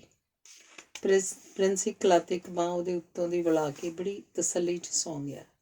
ਕੁਝ ਚਿਰ ਮਗਰੋਂ ਅੰਜਲੀ ਉੱਠੀ ਤੇ ਉੱਠ ਕੇ ਅੰਦਰੋਂ ਦਰਵਾਜ਼ੇ ਦੀ ਚਿਟਕਣੀ ਬੰਦ ਕਰ ਲਈ। ਕੁਝ ਚਿਰ ਉਹ ਪ੍ਰਿੰਸ ਦੇ ਕਮਰੇ ਦੀਆਂ ਚੀਜ਼ਾਂ ਠੀਕ ਠਾਕ ਕਰਦੀ ਰਹੀ। ਫਿਰ ਬਿਨਾਂ ਕੱਪੜੇ ਬਦਲੇ ਹੀ ਉਹ ਪ੍ਰਿੰਸ ਦੇ ਨਾਲ ਆ ਕੇ ਪੈ ਗਈ। ਯੂਸਫ ਬਾਹਰ ਡਰਾਇੰਗ ਰੂਮ 'ਚ ਬੈਠਾ ਸ਼ਰਾਬ ਪੀਂਦਾ ਰਿਹਾ। ਕਾਫੀ ਪੀਣ ਤੇ ਚੜ੍ਹ ਜਾਣ ਮਗਰੋਂ ਉਹ ਅੰਜਲੀ ਨੂੰ ਆਵਾਜ਼ਾਂ ਮਾਰਨ ਲੱਗ ਪਿਆ। ਅੰਜਲੀ ਨੇ ਕੋਈ ਜਵਾਬ ਨਾ ਦਿੱਤਾ। ਸਾਰੇ ਘਰ 'ਚ ਲੱਭ ਉਹ ਪ੍ਰਿੰਸ ਦੇ ਕਮਰੇ ਵੱਲ ਆ ਗਿਆ। ਬੂਹਾ ਪਹਿਲੇ ਹੌਲੀ ਹੌਲੀ ਤੇ ਫਿਰ ਜ਼ੋਰ ਦੀ ਖੜਕਾਇਆ। ਕੀ ਹੈ? ਅੰਜਲੀ ਨੇ ਆਖਰ ਦਰਵਾਜ਼ਾ ਖੋਲ੍ਹ ਕੇ ਪੁੱਛਿਆ। ਮੈਂ ਤੇਰੇ ਨਾਲ ਗੱਲ ਕਰਨੀ ਹੈ, ਯੂਸਫ ਨੇ ਕੰਨ ਦਾ ਸਹਾਰਾ ਲੈ ਕੇ ਥਿੜਕਦੀ ਆਵਾਜ਼ 'ਚ ਆਖਿਆ। ਕੱਲ ਕਰ ਲੈਣਾ ਜਦੋਂ ਪੂਰੀ ਹੋਸ਼ 'ਚ ਹੋਵੋਗੇ। ਮੈਂ ਹੋਸ਼ ਵਿੱਚ ਹਾਂ ਤੇ ਹੁਣੇ ਗੱਲ ਕਰਨੀ ਹੈ। ਠੀਕ ਹੈ, ਕਰੋ ਗੱਲ, ਆਖਦੀ ਅੰਜਲੀ ਬਾਹਰ ਆ ਕੇ ਡਰਾਇੰਗ ਰੂਮ ਦੇ ਸੋਫੇ 'ਤੇ ਬੈਠ ਗਈ। ਪਿੱਛੇ ਪਿੱਛੇ ਯੂਸਫ ਵੀ ਆ ਗਿਆ। ਅੰਜਲੀ, ਤੂੰ ਮੇਰੀ ਬੀਵੀ ਹੈ, ਬੀਵੀ। ਮੈਂ ਤੇਰਾ ਮਾਲਕ ਹਾਂ, ਤੇਰਾ ਘਰ ਵਾਲਾ। ਤੂੰ ਮੈਨੂੰ ਛੱਡ ਕੇ ਨਹੀਂ ਜਾ ਸਕਦੀ, ਨਹੀਂ ਜਾ ਸਕਦੀ, ਯੂਸਫ ਨੇ ਉਖੜੀ ਆਵਾਜ਼ 'ਚ ਕੁਝ ਗੁੱਸੇ ਕੁਝ ਤਰਲੇ ਨਾਲ ਆਖਿਆ। ਬੀਵੀ ਦਾ ਮਤਲਬ ਜਾਇਦਾਦ ਨਹੀਂ ਹੁੰਦਾ। ਤੇਰੇ ਬਗੈਰ ਮੈਂ ਮਰ ਜਾਵਾਂਗਾ ਅੰਜਲੀ। ਮੇਰੀ ਜਗ੍ਹਾ ਮੀਨਾ ਆ ਜਾਏਗੀ। ਤੂੰ ਗਲਤ ਸਮਝ ਰਹੀ ਹੈ। ਮੇਰੇ ਉਸ ਨਾਲ ਕੋਈ ਅਜਿਹੇ ਸੰਬੰਧ ਨਹੀਂ। ਉਹ ਨਰਸ ਹੈ, ਸਿਰਫ ਮੇਰੇ ਕੰਮ 'ਚ ਹੱਥ ਵਟਾਉਂਦੀ ਹੈ। ਉਂਝ ਵੀ ਅਜਿਹੀਆਂ ਤਾਂ ਅਨੇਕਾਂ ਔਰਤਾਂ ਆਦਮੀਆਂ ਦੀ ਜ਼ਿੰਦਗੀ 'ਚ ਆਉਂਦੀਆਂ ਨੇ ਅਤੇ ਚਲੀਆਂ ਜਾਂਦੀਆਂ ਨੇ। ਉਹ ਘਰ ਵਸਾਉਣ ਲਈ ਨਹੀਂ ਹੁੰਦੀਆਂ। ਕਿੰਨੇ ਘਟੀਆ ਹੋ ਤੁਸੀਂ। ਉਸ ਔਰਤ ਨੂੰ ਪਤਾ ਨਹੀਂ ਕੀ ਕੀ ਸਬਜ਼ ਬਾਗ ਵਿਖਾਏ ਹੋਣਗੇ। ਨਹੀਂ, ਇਹ ਤੇਰੀ ਗਲਤਫਹਿਮੀ ਹੈ। ਤੂੰ ਆਖੇ ਤਾਂ ਮੀਨਾ ਦੀ ਥਾਂ ਕੋਈ ਹੋਰ ਨਰਸ ਰੱਖ ਲੈਂਦੇ ਹਾਂ। ਮੈਂ ਕਦੋਂ ਇਹ ਆਖਦੀ ਹਾਂ? ਤੁਹਾਡੀ ਜ਼ਿੰਦਗੀ ਹੈ, ਜਿਵੇਂ ਮਰਜ਼ੀ ਜੀਓ, ਪਰ ਮੈਂ ਇੱਥੋਂ ਜਾਣ ਦਾ ਫੈਸਲਾ ਕਰ ਲਿਆ। ਇੱਕ ਗੱਲ ਸੱਚੋ ਸੱਚ ਦੱਸੇਂਗੀ? ਪੁੱਛੋ। ਕੁਮਾਰ ਨਾਲ ਤੇਰੇ ਕਿਹੋ ਜਿਹੇ ਸੰਬੰਧ ਨੇ? ਮੇਰਾ ਮਤਲਬ ਹੈ ਉਹਦੀ ਤੇਰੇ ਜਿਸਮ ਤੱਕ ਪਹੁੰਚ ਹੈ। ਮੈਂ ਨਹੀਂ ਸਮਝਦੀ ਤੁਹਾਨੂੰ ਮੇਰੇ ਕੋਲੋਂ ਇਹ ਪੁੱਛਣ ਦਾ ਅਧਿਕਾਰ ਹੈ। ਜਿਸਮ ਮੇਰਾ ਆਪਣਾ ਹੈ, ਮੈਂ ਇਹਦੇ ਜੋ ਮਰਜ਼ੀ ਕਰਾਂ। ਦੂਸਰਾ, ਆਪਣੇ ਕਰਮਾਂ ਦਾ ਰੱਬ ਅੱਗੇ ਮੈਂ ਹਿਸਾਬ ਦੇਣਾ ਹੈ। ਚੰਗੀ ਜਾਂ ਮਾੜੀ, ਮੈਂ ਕਿਸੇ ਲਈ ਨਹੀਂ, ਆਪਣੇ ਲਈ ਹਾਂ। ਤੁਹਾਨੂੰ ਸ਼ਾਇਦ ਇਹ ਪਤਾ ਨਹੀਂ ਯੂਸਫ ਸਾਹਿਬ ਕਿ ਔਰਤਾਂ ਲਈ ਮਹੱਤਤਾ ਤਨ ਦੀ ਨਹੀਂ, ਮਨ ਦੀ ਹੁੰਦੀ ਹੈ। ਅੰਜਲੀ, ਮੈਨੂੰ ਪਤਾ ਹੈ ਕਿ ਬਹਿਸ ਵਿੱਚ ਮੈਂ ਤੈਨੂੰ ਨਹੀਂ ਜਿੱਤ ਸਕਦਾ, ਪਰ ਰੱਬ ਦੇ ਵਾਸਤੇ ਆਪਣੇ ਇਸ ਘਰ ਨੂੰ ਨਾ ਤੋੜ। ਮੈਂ ਘਰ ਨੂੰ ਆਪਣੀ ਕਬਰ ਬਣਾ ਲਵਾਂ? ਪ੍ਰਿੰਸ ਰੁੱਲ ਜਾਏਗਾ ਤੇਰੇ ਬਗੈਰ ਅੰਜਲੀ। ਮੇਰੀ ਜ਼ਿੰਦਗੀ ਦੀ ਕੋਈ ਕੀਮਤ ਨਹੀਂ। ਤੂੰ ਜਿਵੇਂ ਆਖੇਂਗੀ ਉਸੇ ਤਰ੍ਹਾਂ ਕਰ ਲਵਾਂਗੇ ਅੰਜਲੀ। ਇੱਕ ਮੌਕਾ ਦੇ ਕਿ ਆਪਾਂ ਜ਼ਿੰਦਗੀ ਦੁਬਾਰਾ ਸ਼ੁਰੂ ਕਰ ਸਕੀਏ। ਆਦਮੀ ਗਿੜਗਿੜਾਉਂਦੇ ਚੰਗੇ ਨਹੀਂ ਲੱਗਦੇ ਹੁੰਦੇ। ਇਹ ਮੈਨੂੰ ਚੰਗਾ ਨਹੀਂ ਲੱਗਦਾ ਕਿ ਮੈਂ ਝੂਠ ਜਿਉਂਦੀ ਜਾਵਾਂ। ਕੱਲ੍ਹ ਨੂੰ ਜਦੋਂ ਕੁਮਾਰ ਤੈਨੂੰ ਧੱਕੇ ਦੇ ਕੇ ਕੱਢੇਗਾ, ਫਿਰ ਸੱਚ ਝੂਠ ਦੀ ਸਮਝ ਆਏਗੀ। ਤੁਸੀਂ ਮੇਰੀ ਫਿਕਰ ਕਿਉਂ ਕਰਦੇ ਹੋ? ਆਪਣਾ ਫਿਕਰ ਮੈਂ ਆਪ ਕਰ ਸਕਦੀ ਹਾਂ। ਜਾ ਜਹੰਮ 'ਚ। ਆਖ ਕੇ ਯੂਸਫ ਦੀਆਂ ਮੁੱਠੀਆਂ ਮਿਚ ਗਈਆਂ। ਅੰਜਲੀ ਉੱਠ ਕੇ ਪ੍ਰਿੰਸ ਦੇ ਕਮਰੇ ਚਲੀ ਗਈ ਅਤੇ ਅੰਦਰੋਂ ਚਿਟਕਣੀ ਬੰਦ ਕਰ ਲਈ। ਯੂਸਫ ਕਿੰਨਾ ਚਿਰ ਦਰਵਾਜ਼ਾ ਖੜਕਾਉਂਦਾ ਰਿਹਾ। ਹਾਰ ਕੇ ਮੁੜ ਵਾਪਸ ਆ ਕੇ ਬਚੀ ਹੋਈ ਸ਼ਰਾਬ ਪੀਣ ਲੱਗ ਪਿਆ। ਬਹੁਤ ਪੀ ਜਾਣ ਮਗਰੋਂ ਉੱਥੇ ਸੋਫੇ 'ਤੇ ਲੁੜਕ ਗਿਆ। ਸਵੇਰੇ ਜਦੋਂ ਠੰਡ ਜਿਹੀ ਲੱਗੀ ਤਾਂ ਉਹਦੀ ਜਾਗ ਖੁੱਲ੍ਹ ਗਈ। ਉੱਠ ਕੇ ਬੈੱਡਰੂਮ 'ਚ ਜਾ ਕੇ ਪੈ ਗਿਆ। ਸਿਰ ਦੁਖ ਰਿਹਾ ਸੀ। ਐਤਵਾਰ ਹੋਣ ਕਰਕੇ ਨੌਕਰ ਨੇ ਪ੍ਰਿੰਸ ਨੂੰ ਵੀ ਛੇਤੀ ਜਗਾਇਆ ਨਹੀਂ। 8 ਕੁ ਵਜੇ ਜਦੋਂ ਯੂਸਫ ਜਾਗਿਆ ਤਾਂ ਨੌਕਰ ਨੇ ਦੱਸਿਆ ਕਿ ਬੇਗਮ ਸਾਹਿਬਾ ਟੈਕਸੀ ਮੰਗਵਾ ਕੇ ਸੁਬਹ ਹੀ ਕਿਧਰੇ ਚਲੇ ਗਏ। ਅੰਜਲੀ ਵਰਕਿੰਗ ਵੂਮੈਨਸ ਹੋਸਟਲ 'ਚ ਚਲੀ ਗਈ ਸੀ। ਆਪਣੇ ਜਾਣੇ ਸਮਾਂ ਉਹਨੇ ਪੁੱਠਾ ਗੇੜ ਲਿਆ ਸੀ। ਵਿਆਹ ਤੋਂ ਪਹਿਲਾਂ ਵੀ ਉਹ ਹੋਸਟਲ 'ਚ ਹੀ ਰਹਿੰਦੀ ਸੀ। ਉਹਨੂੰ ਲੱਗਿਆ ਜਿਵੇਂ ਉਹਨੇ ਭੀੜੇ ਕੱਪੜੇ ਲਾਹ ਕੇ ਮੇਚ ਦੇ ਕੱਪੜੇ ਪਾ ਲਏ ਹੋਣ। ਹੁਣ ਪੂਰਾ ਸਾਹ ਪਿਆ ਹੁੰਦਾ ਸੀ। ਹੁਣ ਹਰ ਕਦਮ ਉਹਨੂੰ ਯੂਸਫ ਦੀ ਮਰਜ਼ੀ ਨਾਲ ਸੋਚ ਕੇ ਨਹੀਂ ਸੀ ਪੁੱਟਣਾ ਪੈਣਾ। ਹੁਣ ਉਹ ਆਪਣੀ ਮਰਜ਼ੀ ਦੀ ਆਪ ਮਾਲਿਕ ਸੀ। ਕਿੱਡੀਆਂ ਨਿਗੂਣੀਆਂ ਗੱਲਾਂ 'ਚ ਯੂਸਫ ਨੇ ਉਹਦੇ ਦਿਨ ਰਾਤ ਰੋਲ ਦਿੱਤੇ ਸਨ ਕਿ ਅੱਜ ਦਾਲ ਕਿਹੜੀ ਧਰੀ ਜਾਵੇ, ਸਬਜ਼ੀ ਕਿਹੜੀ ਬਣਾਈ ਜਾਵੇ, ਕੱਪੜਿਆਂ ਲਈ ਸਾਬਣ ਕਿਹੜਾ ਵਰਤਿਆ ਜਾਵੇ, ਪ੍ਰਿੰਸ ਦੇ ਟਿਫਨ 'ਚ ਕੀ ਪਾਇਆ ਜਾਵੇ, ਯੂਸਫ ਦੇ ਦੋਸਤਾਂ ਸਾਹਮਣੇ ਬਿਨਾਂ ਹੀ ਗੱਲ ਹਿੜ ਕੀਤਾ ਜਾਵੇ, ਯੂਸਫ ਦੀ ਅੰਮੀ ਤੇ ਭੈਣ ਲਈ ਕੀ ਭੇਜਿਆ ਜਾਵੇ, ਕਿਹਦੇ ਘਰ ਕਟਸੀ ਕਾਲ ਕਰਨ ਜਾਇਆ ਜਾਏ ਤੇ ਅਜਿਹੀਆਂ ਹੀ ਹੋਰ ਨਿਗੂਣੀਆਂ ਗੱਲਾਂ ਵਿੱਚ ਉਹਦੇ ਦਿਨ ਰਾਤ ਤੇ ਵਰੇ ਬੀਤਦੇ ਜਾ ਰਹੇ ਸਨ। ਇੱਕ ਹੋਰ ਅਜੀਬ ਗੱਲ ਸੀ। ਯੂਸਫ ਚਾਹੁੰਦਾ ਸੀ ਹਸਪਤਾਲ ਦੀ ਹਰ ਨਿੱਕੀ ਮੋਟੀ ਗੱਲ, ਕਿਹਨੇ ਕੀ ਆਖਿਆ ਸੀ, ਚਾਹ ਕਿੰਨੇ ਵਜੇ ਕਿਹਦੇ ਨਾਲ ਪੀਤੀ ਸੀ, ਕਿਹਦਾ ਟੈਲੀਫੋਨ ਆਇਆ ਸੀ, ਯੂਸਫ ਚਾਹੁੰਦਾ ਸੀ ਉਹਨੂੰ ਦੱਸੀ ਜਾਵੇ। ਬਸ ਇਹੀ ਸੀ ਉਹਦੀ ਜ਼ਿੰਦਗੀ। ਯੂਸਫ ਤਾਂ ਇਹ ਵੀ ਆਖਦਾ ਸੀ ਕਿ ਹਰ ਨਿੱਕੇ ਮੋਟੇ ਖਰਚ ਦਾ ਹਿਸਾਬ ਰੱਖਿਆ ਜਾਵੇ ਅਤੇ ਸਭ ਤੋਂ ਵੱਡੀ ਗੱਲ ਉਹ ਚਾਹੁੰਦਾ ਸੀ ਕਿ ਪ੍ਰਿੰਸ ਦੇ ਪਾਲਣ ਪੋਸ਼ਣ ਵੱਲ ਖਾਸ ਧਿਆਨ ਦਿੱਤਾ ਜਾਵੇ। ਉਹਨੂੰ ਪੜ੍ਹਾਵਾਂ ਵੀ ਮੈਂ, ਹੋਮਵਰਕ ਵੀ ਮੈਂ ਹੀ ਕਰਵਾਵਾਂ, ਯੂਸਫ ਦਾ ਖਿਆਲ ਵੀ ਮੈਂ ਹੀ ਰੱਖਾਂ। ਹੋਰ ਸਾਰਾ ਵੇਲਾ ਮੈਂ ਕਰਨਾ ਵੀ ਕੀ ਸੀ? ਰੋਟੀ ਟੁੱਕ ਲਈ ਤਾਂ ਨੌਕਰ ਹੈ ਹੀ ਸੀ। ਪਰ ਬਾਰ-ਬਾਰ ਅੰਜਲੀ ਨੂੰ ਲੱਗਦਾ ਕਿ ਮੇਰੇ ਜਿਉਣ ਦਾ ਆਖਰ ਮਕਸਦ ਕੀ ਹੈ? ਮੈਂ ਜੀ ਵੀ ਰਹੀ ਹਾਂ ਕਿ ਨਹੀਂ? ਅਤੇ ਅੱਜ ਇਹ ਸਭ ਕਾਸੇ ਤੋਂ ਨਿਜਾਤ ਪਾ ਕੇ ਉਹਨੂੰ ਉਂਝ ਤਾਂ ਬਹੁਤ ਖੁਸ਼ ਹੋਣਾ ਚਾਹੀਦਾ ਸੀ, ਪਰ ਉਹਨੂੰ ਸਮਝ ਨਹੀਂ ਸੀ ਲੱਗ ਰਹੀ ਕਿ ਉਹ ਖੁਸ਼ ਕਿਉਂ ਨਹੀਂ ਹੈ। ਸ਼ਾਇਦ ਉਹਨੂੰ ਪ੍ਰਿੰਸ ਦਾ ਖਿਆਲ ਆ ਗਿਆ ਸੀ। ਸਵੇਰੇ ਉੱਠਦਾ ਹੀ ਉਹ ਪੁੱਛੇਗਾ, ਮੰਮੀ ਕਿੱਥੇ ਹੈ? ਗੇਟ 'ਤੇ ਜਾ ਕੇ ਉਹਨੇ ਕੁਮਾਰ ਨੂੰ ਫੋਨ ਕੀਤਾ ਕਿ ਮੈਂ ਵਰਕਿੰਗ ਵੂਮਨ ਹੋਸਟਲ ਆ ਗਈ ਹਾਂ। ਉਹ ਜਿਵੇਂ ਖਿੜ ਗਿਆ, ਆਖਣ ਲੱਗਿਆ, ਤੂੰ ਬਹੁਤ ਬਰੇਵ ਲੜਕੀ ਹੈ। ਮੈਨੂੰ ਪਤਾ ਸੀ। ਮੈਂ ਮਿਲਣ ਆ ਜਾਵਾਂ? ਉਹ ਪੁੱਛ ਰਿਹਾ ਸੀ। ਨਹੀਂ, ਅੱਜ ਨਹੀਂ। ਅੱਜ ਮੈਂ ਆਪਣੇ ਆਪ ਦੇ ਨਾਲ ਹੀ ਰਹਿਣਾ ਚਾਹੁੰਦੀ ਹਾਂ। ਠੀਕ ਹੈ, ਪਰ ਕੱਲ੍ਹ ਦੀ ਦਫ਼ਤਰ ਤੋਂ ਛੁੱਟੀ ਲੈ ਲਈ। ਆਪਾਂ ਸੀ ਸਾਈਡ ਉੱਪਰ ਚੱਲਾਂਗੇ। ਮੈਂ 10 ਕੁ ਵਜੇ ਲੈਣ ਆ ਜਾਵਾਂਗਾ। ਮੈਂ ਹੁਣ ਤੋਂ ਹੀ ਕੱਲ੍ਹ ਨੂੰ ਉਡੀਕਣਾ ਸ਼ੁਰੂ ਕਰ ਦਿੱਤਾ ਹੈ ਮੇਰੀ ਅੰਜਲੀ, ਕੁਮਾਰ ਆਖ ਰਿਹਾ ਸੀ। ਫੋਨ ਬੰਦ ਕਰਕੇ ਅੰਜਲੀ ਆਪਣੇ ਕਮਰੇ 'ਚ ਆ ਗਈ। ਪਾਪਾ ਮੰਮੀ ਨੂੰ ਜਦੋਂ ਪਤਾ ਲੱਗਿਆ, ਉਹ ਸੋਚ ਰਹੀ ਸੀ ਪਾਪਾ ਤਾਂ ਬਸ ਚੁੱਪ ਕਰ ਜਾਣਗੇ, ਵੱਧ ਤੋਂ ਵੱਧ ਮੁੜ ਕੇ ਮੱਥੇ ਨਹੀਂ ਲੱਗਣਗੇ, ਪਰ ਮੰਮੀ ਤਾਂ ਜਾਨ ਖਾ ਜਾਏਗੀ, ਮੱਤਾਂ ਦੇ ਦੇ। ਉਹ ਨਹੀਂ ਸਮਝਦੀ ਕਿ ਵਕਤ ਬਦਲ ਗਏ ਹਨ। ਆਪ ਉਹ ਸਾਰੀ ਉਮਰ ਪਤੀ, ਘਰ ਦੇ ਬੱਚੇ, ਇਹਨਾਂ 3 ਅੱਖਰਾਂ ਤੋਂ ਪਾਰ ਨਾ ਦੇਖ ਸਕੀ ਹੈ ਤੇ ਨਾ ਸੋਚ ਸਕੀ। ਮੈਨੂੰ ਸਮਝ ਨਹੀਂ ਆਉਂਦੀ ਕਿ ਉਹਦੇ ਵਿੱਚ ਤੇ ਇੱਕ ਨੌਕਰਾਣੀ 'ਚ ਕੀ ਫ਼ਰਕ ਹੈ? ਨੌਕਰਾਣੀ ਨੂੰ ਤੇ ਸਗੋਂ ਤਨਖਾਹ ਦੇਣੀ ਪੈਂਦੀ ਹੈ। ਨੌਕਰਾਣੀ ਤਾਂ ਜਦੋਂ ਜੀ ਚਾਹੇ ਛੁੱਟੀ ਕਰ ਜਾਂਦੀ ਹੈ, ਲੋੜ ਪਵੇ ਤਾਂ ਹੋਰ ਘਰ ਲੱਭ ਲੈਂਦੀ ਹੈ। ਇੱਕ ਵਾਰੀ ਵਿਆਹ ਕੀ ਹੋ ਗਿਆ ਕਿ ਸਾਰੀ ਉਮਰ ਲਈ ਵੇਚੀ ਖਰੀਦੀ ਗਈ ਔਰਤ। ਵਿਆਹ ਵੀ ਕੀ ਹੈ, ਆਪਣੀ ਕਨਵੈਂਸ ਅਨੁਸਾਰ ਔਰਤ ਨੂੰ ਵੇਚਿਆ ਵਟਾਇਆ ਹੀ ਦਿੱਤਾ ਜਾਂਦਾ ਹੈ। ਉਹ ਘਰ ਤੇ ਉਹ ਬੱਚੇ ਜਿਨ੍ਹਾਂ ਲਈ ਸਾਰੀ ਉਮਰ ਜਾਨ ਮਾਰਦੀ ਹੈ, ਉਹ ਆਦਮੀ ਦੇ ਹੁੰਦੇ ਹਨ। ਤੇ ਫਿਰ ਉਹਦਾ ਕੀ ਹੁੰਦਾ? ਕੁਝ ਵੀ ਨਹੀਂ। ਪਤਾ ਨਹੀਂ ਔਰਤ ਜ਼ਾਤ ਨੇ ਸਭ ਕੁਝ ਪ੍ਰਵਾਨ ਕਿਵੇਂ ਕਰ ਲਿਆ। ਅੰਜਲੀ ਸੋਚ ਰਹੀ ਸੀ ਤੇ ਉਹਦੇ ਮੂੰਹ ਦਾ ਸਵਾਦ ਕਸੈਲਾ ਹੋ ਗਿਆ। ਫਿਰ ਵੀ ਪਤਾ ਨਹੀਂ ਕਿਉਂ ਪ੍ਰਿੰਸ ਉਹਨੂੰ ਯਾਦ ਆ ਰਿਹਾ ਸੀ। ਪਰ ਇੱਕ ਪੁੱਠੀ ਜਿਹੀ ਸੋਚ ਵੀ ਉਹਦੇ ਮਨ 'ਚੋਂ ਲੰਘੀ ਕਿ ਜੇ ਕਿਸੇ ਔਰਤ ਨੇ ਸਭ ਕਾਸੇ ਦੇ ਵਿਰੁੱਧ ਵਿਦਰੋਹ ਵੀ ਕੀਤਾ ਹੈ ਤਾਂ ਉਹ ਵੀ ਕਿਸੇ ਹੋਰ ਆਦਮੀ ਲਈ ਹੀ ਕੀਤਾ, ਆਪਣੇ ਲਈ ਕਦੇ ਕੁਝ ਨਹੀਂ ਕੀਤਾ। ਕੀ ਇਹ ਸਭ ਕੁਝ ਮੈਂ ਕੁਮਾਰ ਲਈ ਕੀਤਾ? ਕੀ ਕੁਮਾਰ ਮੇਰੀਆਂ ਸਾਰੀਆਂ ਖਾਲੀ ਥਾਵਾਂ ਭਰ ਸਕੇਗਾ? ਕੀ ਕੁਮਾਰ ਸਭ ਬੰਧਨਾਂ ਤੋਂ ਆਜ਼ਾਦ ਹੋ ਕੇ ਮੇਰੇ ਕੋਲ ਆ ਸਕੇਗਾ? ਮੈਂ ਜੋ ਦੁਨੀਆ ਦੀ ਪਰਵਾਹ ਕਰਨੀ ਛੱਡ ਦਿੱਤੀ ਹੈ, ਕਿ ਦੁਨੀਆ ਵੀ ਮੇਰੀ ਪਰਵਾਹ ਕਰਨੀ ਛੱਡ ਦੇਗੀ? ਇਹ ਫਾਰਮਲੈਸ ਫੇਸਲੈਸ ਦੁਨੀਆ ਤੇ ਦੁਨੀਆ ਤੋਂ ਵੀ ਵੱਡਾ ਇਸ ਦੁਨੀਆ ਦਾ ਆਪੇ ਘੜਿਆ ਫਾਰਮਲੈਸ ਤੇ ਫੇਸਲੈਸ ਰੱਬ। ਇਹਨਾਂ ਹੀ ਗਿਣਤੀਆਂ ਮਿਣਤੀਆਂ 'ਚ ਉਲਝੀ ਅੰਜਲੀ ਖੁਸ਼ੀ ਤੇ ਉਦਾਸੀ ਵੱਲ ਬਿਟ ਝਾਕਦੀ, ਕੁਝ ਵੀ ਨਾ ਸੋਚਣ ਦੀ ਕੋਸ਼ਿਸ਼ ਕਰਦੀ ਉੱਠ ਕੇ ਖਾਣਾ ਖਾਣ ਚਲੀ ਗਈ। ਅੱਜ ਉਹਦੇ ਕਾਲਜੇ 'ਚ ਅਜੀਬ ਕਿਸਮ ਦੀ ਖੋਹ ਪੈ ਰਹੀ ਸੀ। ਯੂਸਫ ਸਵੇਰੇ ਜਦੋਂ ਜਾਗਿਆ ਤਾਂ ਅੰਜਲੀ ਦੇ ਚਲੇ ਜਾਣ ਬਾਰੇ ਪਤਾ ਲੱਗਣ ਉੱਤੇ ਜਿਵੇਂ ਤਰਬਕ ਕੇ ਜਾਗਿਆ। ਕਿੰਨੇ ਵਰ੍ਹਿਆਂ ਤੋਂ ਇਹ ਘਰ ਜਿਵੇਂ ਆਪਣੇ ਆਪ ਹੀ ਤੁਰਿਆ ਜਾ ਰਿਹਾ ਸੀ ਤੇ ਅੱਜ ਇੱਕ ਝਟਕੇ ਨਾਲ ਢਹਿ ਢੇਰੀ ਹੋ ਗਿਆ ਸੀ। ਕਿੱਡੇ ਕੱਚੇ ਸਨ ਇਹ ਰਿਸ਼ਤੇ ਜਿਨ੍ਹਾਂ ਨੂੰ ਉਹ ਸਦੀਵੀ ਜਨਮਾਂਤਰਾਂ ਦੇ ਸਮਝੀ ਬੈਠਾ ਸੀ। ਧਰਮ, ਸਮਾਜ, ਕਾਨੂੰਨ ਤੇ ਉਹ ਆਪ ਸਭ ਹੀ ਜਿਵੇਂ ਬੇਬਸ ਹੋ ਗਏ ਸਨ। ਅੰਜਲੀ ਦੀ ਅਹਿਮ ਦੇ ਸਾਹਮਣੇ ਕੀ ਲੱਭਿਆ ਸੀ ਉਹਨੂੰ ਕੁਮਾਰ ਨਾਲ ਰਿਸ਼ਤੇ ਵਿੱਚੋਂ? ਕੀ ਭਾਲਦੀ ਸੀ ਅੰਜਲੀ ਰਿਸ਼ਤਿਆਂ ਵਿੱਚੋਂ? ਉਹ ਸੋਚਣ ਦੀ ਕੋਸ਼ਿਸ਼ ਕਰਨ ਲੱਗਿਆ। ਉਹਨੂੰ ਯਾਦ ਆਇਆ ਇੱਕ ਵੱਡੇ ਨਾਵਲਕਾਰ ਦੇ ਇੱਕ ਨਾਵਲ ਦਾ ਨਾਮ ਹੀ ਦ ਅਰੇਂਜਮੈਂਟ ਹੈ, ਜਿਸ ਵਿੱਚ ਉਹ ਦੱਸਦਾ ਹੈ ਕਿ ਸਾਰੇ ਰਿਸ਼ਤੇ ਇੱਕ ਹੀ ਅਰੇਂਜਮੈਂਟ ਹੁੰਦੇ ਹਨ। ਅੰਜਲੀ ਅਸਲ ਵਿੱਚ ਇੱਕ ਅਰੇਂਜਮੈਂਟ ਨੂੰ ਛੱਡ ਕੇ ਦੂਜੇ ਅਰੇਂਜਮੈਂਟ ਵਿੱਚ ਹੀ ਤਾਂ ਗਈ ਹੈ।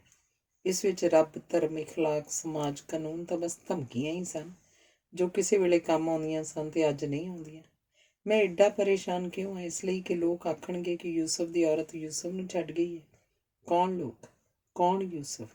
ਕਿੰਨਾ ਕੁ ਚਿਰ ਜਾਣਦੇ ਹਾਂ ਇਹ ਧਰਤੀ ਇੱਕ ਰਹਿਣ ਬਸੇਰਾ, ਫਿਰ ਵੀ ਗੱਲਾਂ ਇਸ ਤੋਂ ਆਰ ਪਾਰ ਦੀਆਂ ਕਰਦੇ ਹਾਂ। ਜੇ ਅੰਜਲੀ ਆਪਣੀ ਖੁਸ਼ੀ ਲੱਭਦੀ ਕਿਧਰੇ ਚਲੀ ਗਈ ਹੈ ਤੇ ਮੈਂ ਐਡਾ ਪਰੇਸ਼ਾਨ ਕਿਉਂ ਹਾਂ? ਉਹ ਠੀਕ ਹੀ ਤਾਂ ਆਖਦੀ ਸੀ ਪ੍ਰਿੰਸ ਨੂੰ ਮਸੂਰੀ ਹੋਸਟਲ 'ਚ ਦਾਖਲ ਕਰਾ ਦਿਓ। ਮੈਂ ਪ੍ਰਿੰਸ ਨੂੰ ਕੀ ਆਖਾਂਗਾ? ਤੇਰੀ ਮੰਮੀ ਨੂੰ ਕਿਧਰੇ ਜਾਣਾ ਪੈ ਗਿਆ। ਬੱਚੇ ਦੇ ਸਾਹਮਣੇ ਮੈਂ ਝੂਠ ਕਿਉਂ ਬੋਲਣਾ ਚਾਹੁੰਦਾ? ਮੈਂ ਐਡਾ ਕਾਇਰ ਕਿਉਂ ਹਾਂ? ਕੀ ਘਾਟ ਸੀ ਅੰਜਲੀ ਨੂੰ ਇੱਥੇ?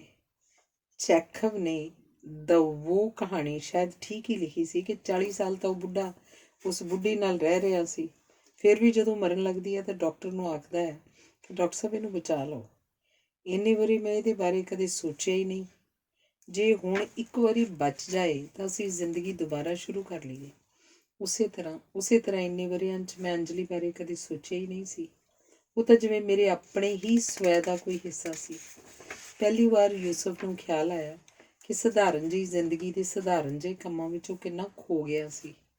ਦਿਨ ਭਰ ਹਸਪਤਾਲ 'ਚ ਰਹਿਣਾ, ਆਥਣੇ ਕਿਸੇ ਦੋਸਤ ਮਿੱਤਰ ਨਾਲ ਗੱਪ-ਸ਼ੱਪ ਮਾਰਨੀ, ਰਾਤ ਨੂੰ 2-3 ਪੈਗ ਪੀਤੇ ਤੇ ਰੋਟੀ ਖਾ ਕੇ ਆਰਾਮ ਨਾਲ ਸੌਂ ਰਹਿਣਾ। ਜ਼ਿੰਦਗੀ 'ਚ ਜਿਵੇਂ ਕੋਈ ਸਮੱਸਿਆ ਹੀ ਨਹੀਂ ਸੀ। ਪਰ ਅੰਜਲੀ ਸੀ ਕਿ ਗਈ ਰਾਤ ਦੀ ਇੱਕ ਨਾਵਲ ਪੜ੍ਹਦੀ ਰਹਿੰਦੀ। ਛੁੱਟੀ ਵਾਲੇ ਦਿਨ ਵੀ VCR ਉੱਪਰ ਦੁਨੀਆ ਭਰ ਦੀਆਂ 8 ਫਿਲਮਾਂ ਦੇਖਦੀ। ਘਰ 'ਚ ਸਾਰਾ ਦਿਨ ਮਿਊਜ਼ਿਕ ਚੱਲਦਾ ਰਹਿੰਦਾ। ਉਹ ਯੂਸਫ ਦੀ ਹੋਂਦ ਨੂੰ ਹੀ ਜਿਵੇਂ ਭੁੱਲ ਗਈ ਸੀ। ਇੱਕ ਪ੍ਰਿੰਸ ਸੀ ਜੋ ਕਦੇ ਪਾਪਾ ਦੇ ਗਲ ਨੂੰ ਚੰਬੜ ਜਾਂਦਾ, ਕਦੇ ਮੰਮੀ ਦੀ। ਆਖਦਾ ਸੀ, ਮੰਮੀ ਮੇਰੇ ਲਈ ਇੱਕ ਭੈਣ ਲਿਆਓ। ਯੂਸਫ ਦਾ ਵੀ ਖਿਆਲ ਸੀ ਘੱਟ ਤੋਂ ਘੱਟ 2 ਬੱਚੇ ਤਾਂ ਹੋਣੇ ਚਾਹੀਦੇ ਹਨ। ਪਰ ਅੰਜਲੀ ਆਖਦੀ ਸੀ, ਮੈਂ ਤਾਂ ਪ੍ਰਿੰਸ ਨੂੰ ਹੀ ਮਸਾਂ ਪਾਲਿਆ। ਦੁਪਹਿਰ ਹੋ ਗਈ ਸੀ। ਯੂਸਫ ਨੇ ਆਪ ਪ੍ਰਿੰਸ ਨੂੰ ਤਿਆਰ ਕੀਤਾ, ਆਪਣੇ ਨਾਲ ਖਾਣਾ ਖਵਾਇਆ ਤੇ ਆਥਣੇ ਉਹਨੂੰ ਬਾਹਰ ਲੈ ਗਿਆ। ਸਾਰਾ ਵੇਲਾ ਉਹਨੂੰ ਇਉਂ ਹੀ ਲੱਗਦਾ ਰਿਹਾ ਜਿਵੇਂ ਹੁਣੇ ਕਿਧਰੇ ਸਾਨੂੰ ਅੰਜਲੀ ਮਿਲ ਪਏਗੀ ਤੇ ਅਸੀਂ ਆਖਾਂਗੇ ਚੱਲ ਅੰਜਲੀ ਘਰ ਚੱਲੀਏ ਤੇ ਉਹ ਹੱਸ ਕੇ ਨਾਲ ਚੱਲ ਪਏਗੀ। ਪਰ ਅੰਜਲੀ ਕਿਧਰੇ ਨਹੀਂ ਦਿਸੀ। ਹਨੇਰਾ ਹੋਣ ਤੋਂ ਪਹਿਲਾਂ ਉਹ ਘਰ ਨੂੰ ਪਰਤ ਆਏ। ਪਤਾ ਨਹੀਂ ਕਿਉਂ ਯੂਸਫ ਨੂੰ ਲੱਗ ਰਿਹਾ ਸੀ ਕਿ ਘਰ ਜਾਵਾਂਗੇ ਤਾਂ ਅੰਜਲੀ ਆਪਣੇ ਕਮਰੇ 'ਚ ਬੈਠੀ ਕੋਈ ਨਾਵਲ ਪੜ੍ਹ ਰਹੀ ਹੋਏਗੀ। ਪਰ ਇਉਂ ਨਹੀਂ ਹੋਇਆ। ਯੂਸਫ ਦਾ ਮਨ ਕੀਤਾ ਕਿ ਉਹ ਅੰਜਲੀ ਦੀਆਂ ਸਭ ਚੀਜ਼ਾਂ ਸੜਕ 'ਤੇ ਵਗਾਹ ਮਾਰੇ ਤੇ ਉੱਚੀ ਉੱਚੀ ਚੀਕਾਂ ਮਾਰ ਕੇ ਰੋਏ, ਪਰ ਉਹਨੇ ਇਉਂ ਨਹੀਂ ਕੀਤਾ। ਇਉਂ ਕਰਦਾ ਤਾਂ ਪ੍ਰਿੰਸ ਨੇ ਬਹੁਤ ਡਰ ਜਾਣਾ ਸੀ। ਰਾਤ ਵੇਲੇ ਉਹਨੇ ਆਪਣੇ ਨਾਲ ਪ੍ਰਿੰਸ ਨੂੰ ਖਾਣਾ ਖਵਾਇਆ। ਪਾਪਾ ਮੰਮੀ ਕਦੋਂ ਆਉਣਗੇ? ਪ੍ਰਿੰਸ ਨੇ ਹਮੇਸ਼ਾ ਵਾਂਗ ਆਪਣੇ ਮੰਮੀ ਨੂੰ ਕਿਧਰੇ ਗਈ ਸਮਝ ਕੇ ਪੁੱਛਿਆ। ਤੇਰੇ ਲਈ ਨਵੀਂ ਮੰਮੀ ਲੈ ਆਈਏ? ਯੂਸਫ ਨੇ ਹੱਸ ਕੇ ਪੁੱਛਿਆ। ਮੀਨਾ ਆਂਟੀ ਨੂੰ ਤੁਸੀਂ ਮੇਰੀ ਮੰਮੀ ਬਣਾਉਣਾ ਚਾਹੁੰਦੇ ਹੋ? ਨਹੀਂ, ਉਹ ਮੈਨੂੰ ਅੱਛੀ ਨਹੀਂ ਲੱਗਦੀ। ਪਰ ਕਿਉਂ? ਉਸ ਕੋਲੋਂ ਮੰਮੀ ਵਰਗੀ ਖੁਸ਼ਬੂ ਨਹੀਂ ਆਉਂਦੀ। ਉਹਨੂੰ ਆਖਾਂਗੇ ਤੇਰੀ ਮੰਮੀ ਵਾਲੀ ਸੈਂਟ ਲਗਾ ਲਿਆ ਕਰੇਗੀ। ਸੈਂਟ ਦੀ ਨਹੀਂ, ਮੰਮੀ ਦੀ ਆਪਣੀ ਖੁਸ਼ਬੂ ਹੁੰਦੀ ਹੈ। ਤੁਹਾਨੂੰ ਨਹੀਂ ਪਤਾ? ਪ੍ਰਿੰਸ ਨੇ ਆਖਿਆ। ਤੇਰੀ ਮੰਮੀ ਸਾਨੂੰ ਛੱਡ ਕੇ ਚਲੀ ਗਈ ਹੈ, ਯੂਸਫ ਨੇ ਇੱਕ ਦਿਨ ਆਖਿਆ। ਨਹੀਂ, ਤੁਸੀਂ ਝੂਠ ਬੋਲਦੇ ਹੋ। ਮੰਮੀ ਕਦੇ ਸਾਨੂੰ ਛੱਡ ਕੇ ਨਹੀਂ ਜਾ ਸਕਦੀ, ਪ੍ਰਿੰਸ ਨੇ ਰੋਣ ਹਾਕਾ ਹੋ ਕੇ ਆਖਿਆ। ਅਗਲੇ ਦਿਨ ਅੰਜਲੀ ਦਫ਼ਤਰ ਨਹੀਂ ਗਈ। 11 ਕੁ ਵਜੇ ਕੁਮਾਰ ਲੈਣ ਆ ਗਿਆ। ਆਪਾਂ ਸੀ ਸਾਈਡ 'ਤੇ ਚੱਲਾਂਗੇ, ਉਹਨੇ ਦੱਸਿਆ।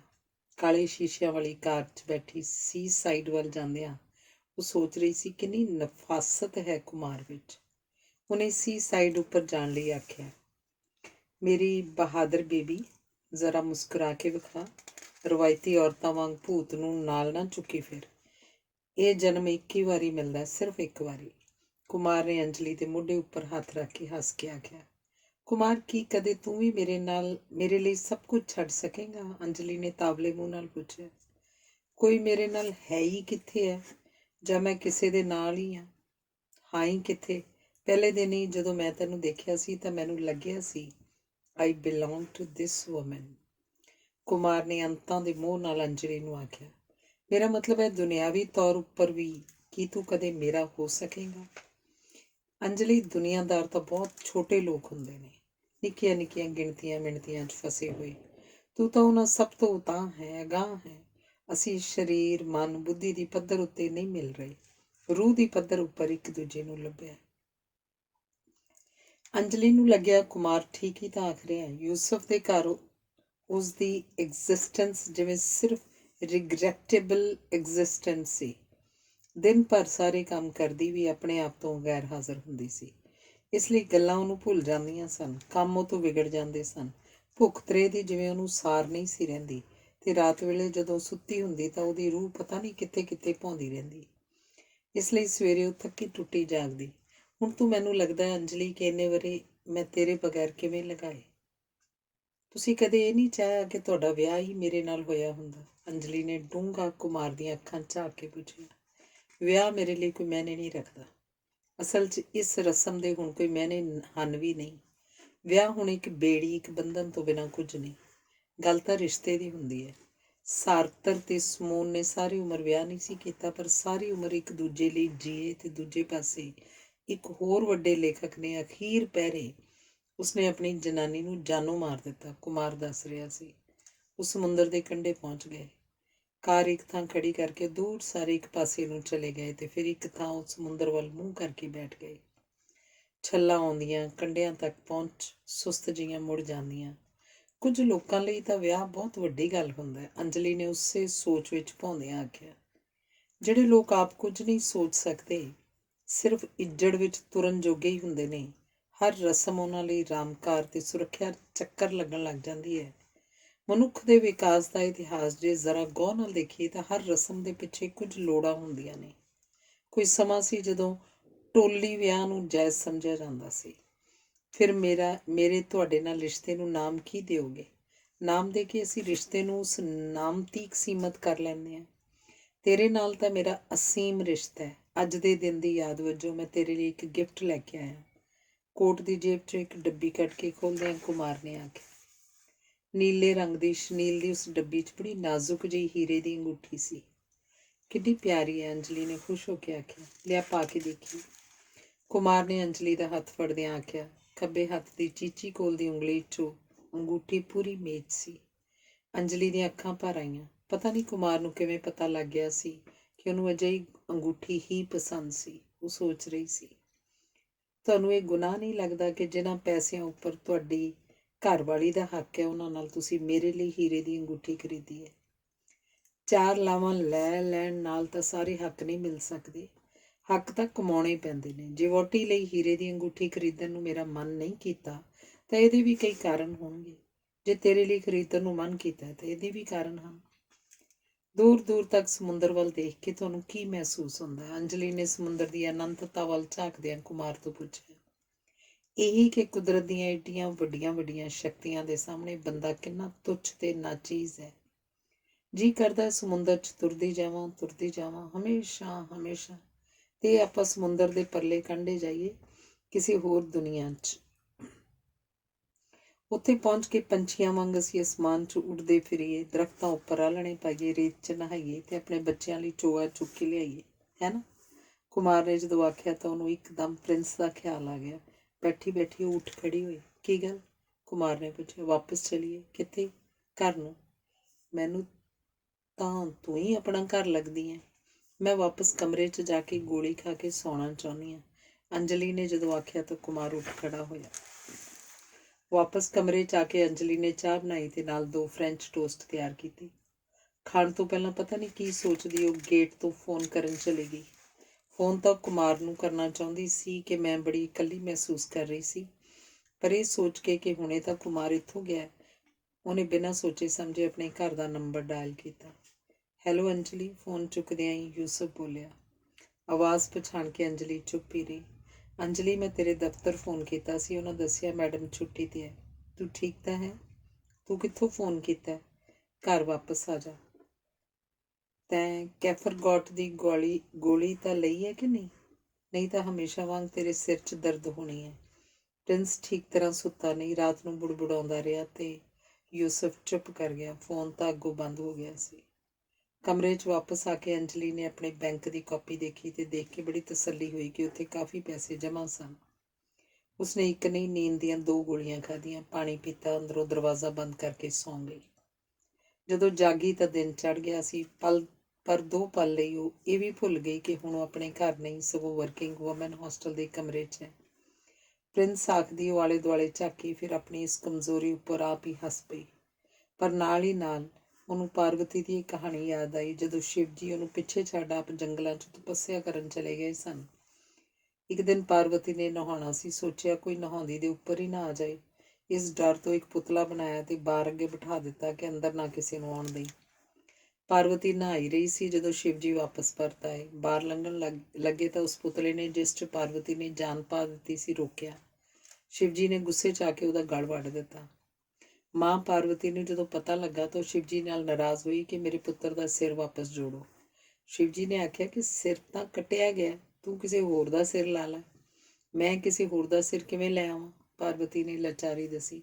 ਜਿਹੜੀ ਮਾਂ ਵੀ ਬੱਚੇ ਵੱਲ ਪਿੱਠ ਕਰੀ ਪਈ ਹੋਵੇ, ਤੂੰ ਉਸੇ ਦਾ ਸਿਰ ਲੈ ਆਈ।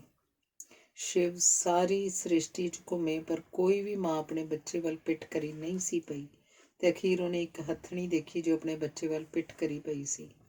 ਉਸੇ ਹੱਥਣੀ ਦੇ ਬੱਚੇ ਦਾ ਸਿਰ ਸ਼ਿਵ ਜੀ ਨੇ ਪਾਰਵਤੀ ਦੇ ਪੁੱਤਰ ਦੀ ਗਰਦਨ ਤੇ ਲਗਾ ਦਿੱਤਾ ਸੀ। ਇਸੇ ਕਰਕੇ ਤੇ ਗਣੇਸ਼ ਦਾ ਸਿਰ ਹਾਥੀ ਦਾ ਸਿਰ ਹੈ। ਸਾਰੀ ਕਾਇਨਾਤ ਵਿੱਚ ਕੋਈ ਵੀ ਮਾਂ ਆਪਣੇ ਬੱਚੇ ਵੱਲ ਪਿੱਠ ਕਰੀ ਨਹੀਂ ਸੀ ਪਈ। ਇੱਕ ਮੈਂ ਹਾਂ ਜਿਹਨੇ ਆਪਣੇ ਪ੍ਰਿੰਸ ਵੱਲ ਹਮੇਸ਼ਾ ਲਈ ਪਿੱਠ ਕਰ ਲਈ ਹੈ। ਕੀ ਇਹ ਕਹਾਣੀ ਸੱਚੀ ਹੈ?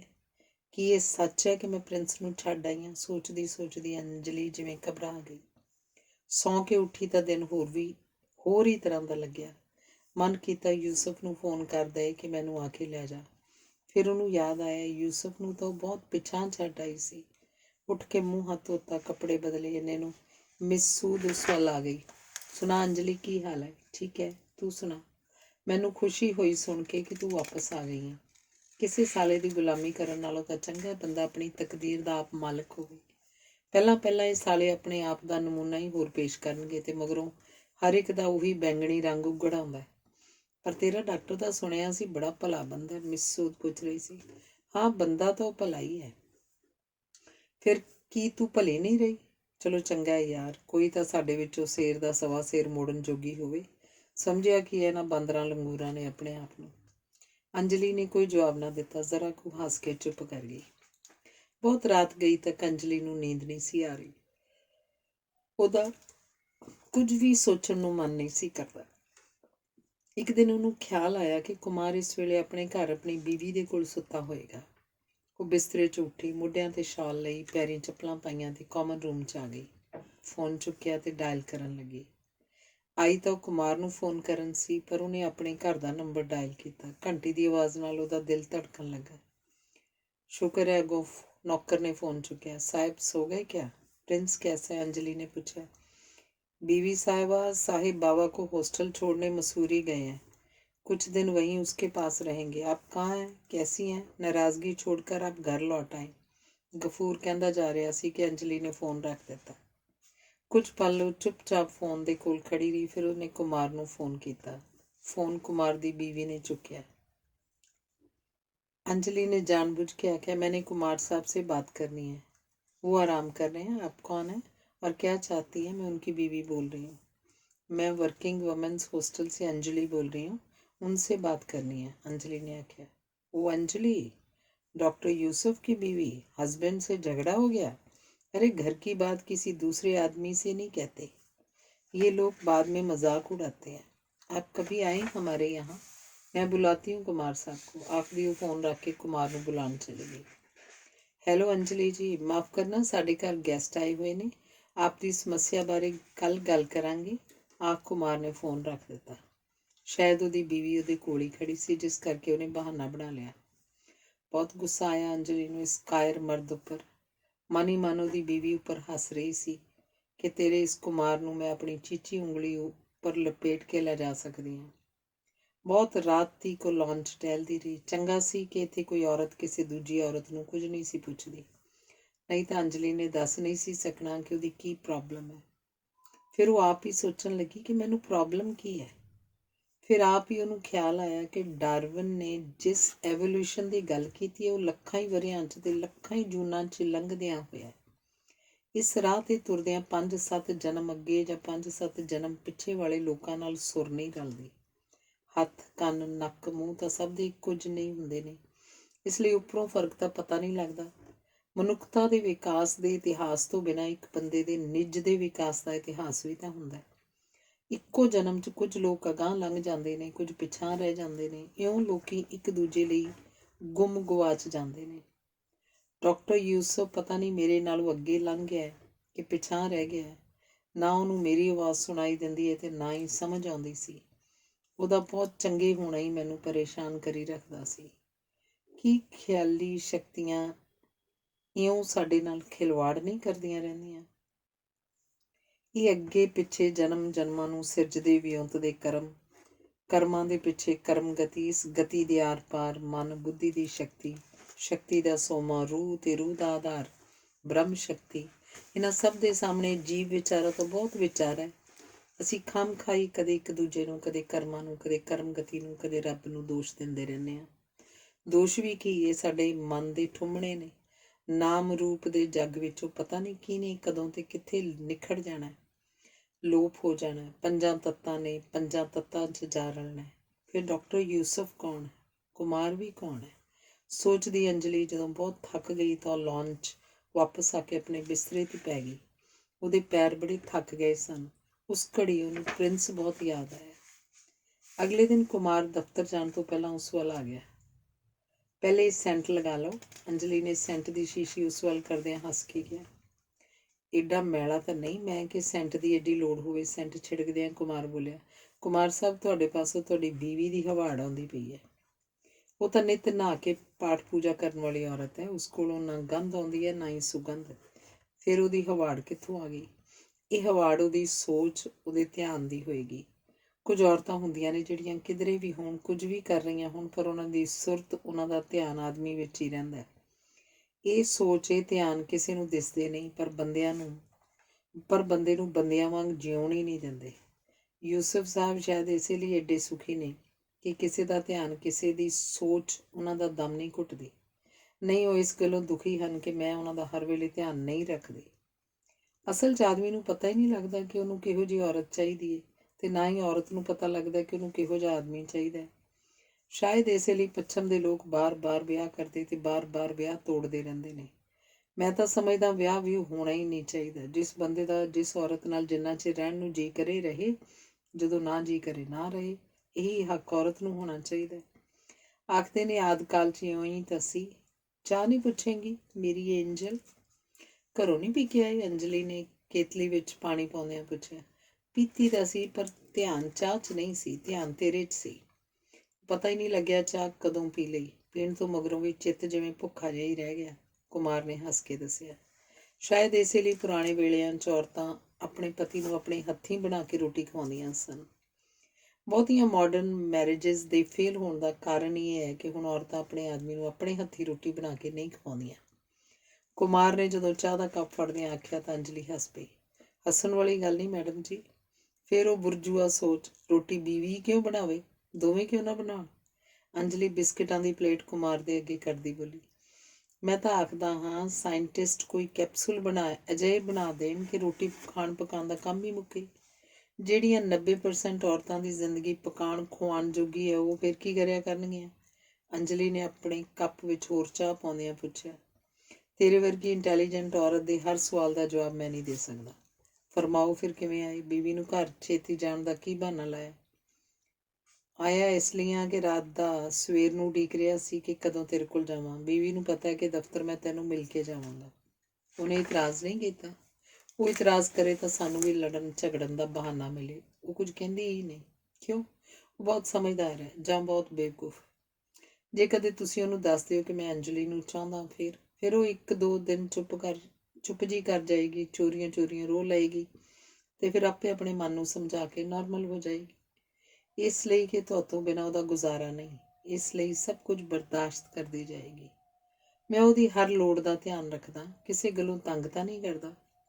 ਲੋੜਾਂ ਸਿਰਫ ਰੋਟੀ ਕੱਪੜੇ ਦੀਆਂ ਹੀ ਤਾਂ ਨਹੀਂ ਹੁੰਦੀਆਂ। ਕਮਾਲ ਹੈ ਅੰਜਲੀ, ਤੂੰ ਮੇਰੀ ਬੀਵੀ ਦੀ ਵਕਾਲਤ ਕਰ ਰਹੀ ਹੈ। ਗਲਤ ਹੈ।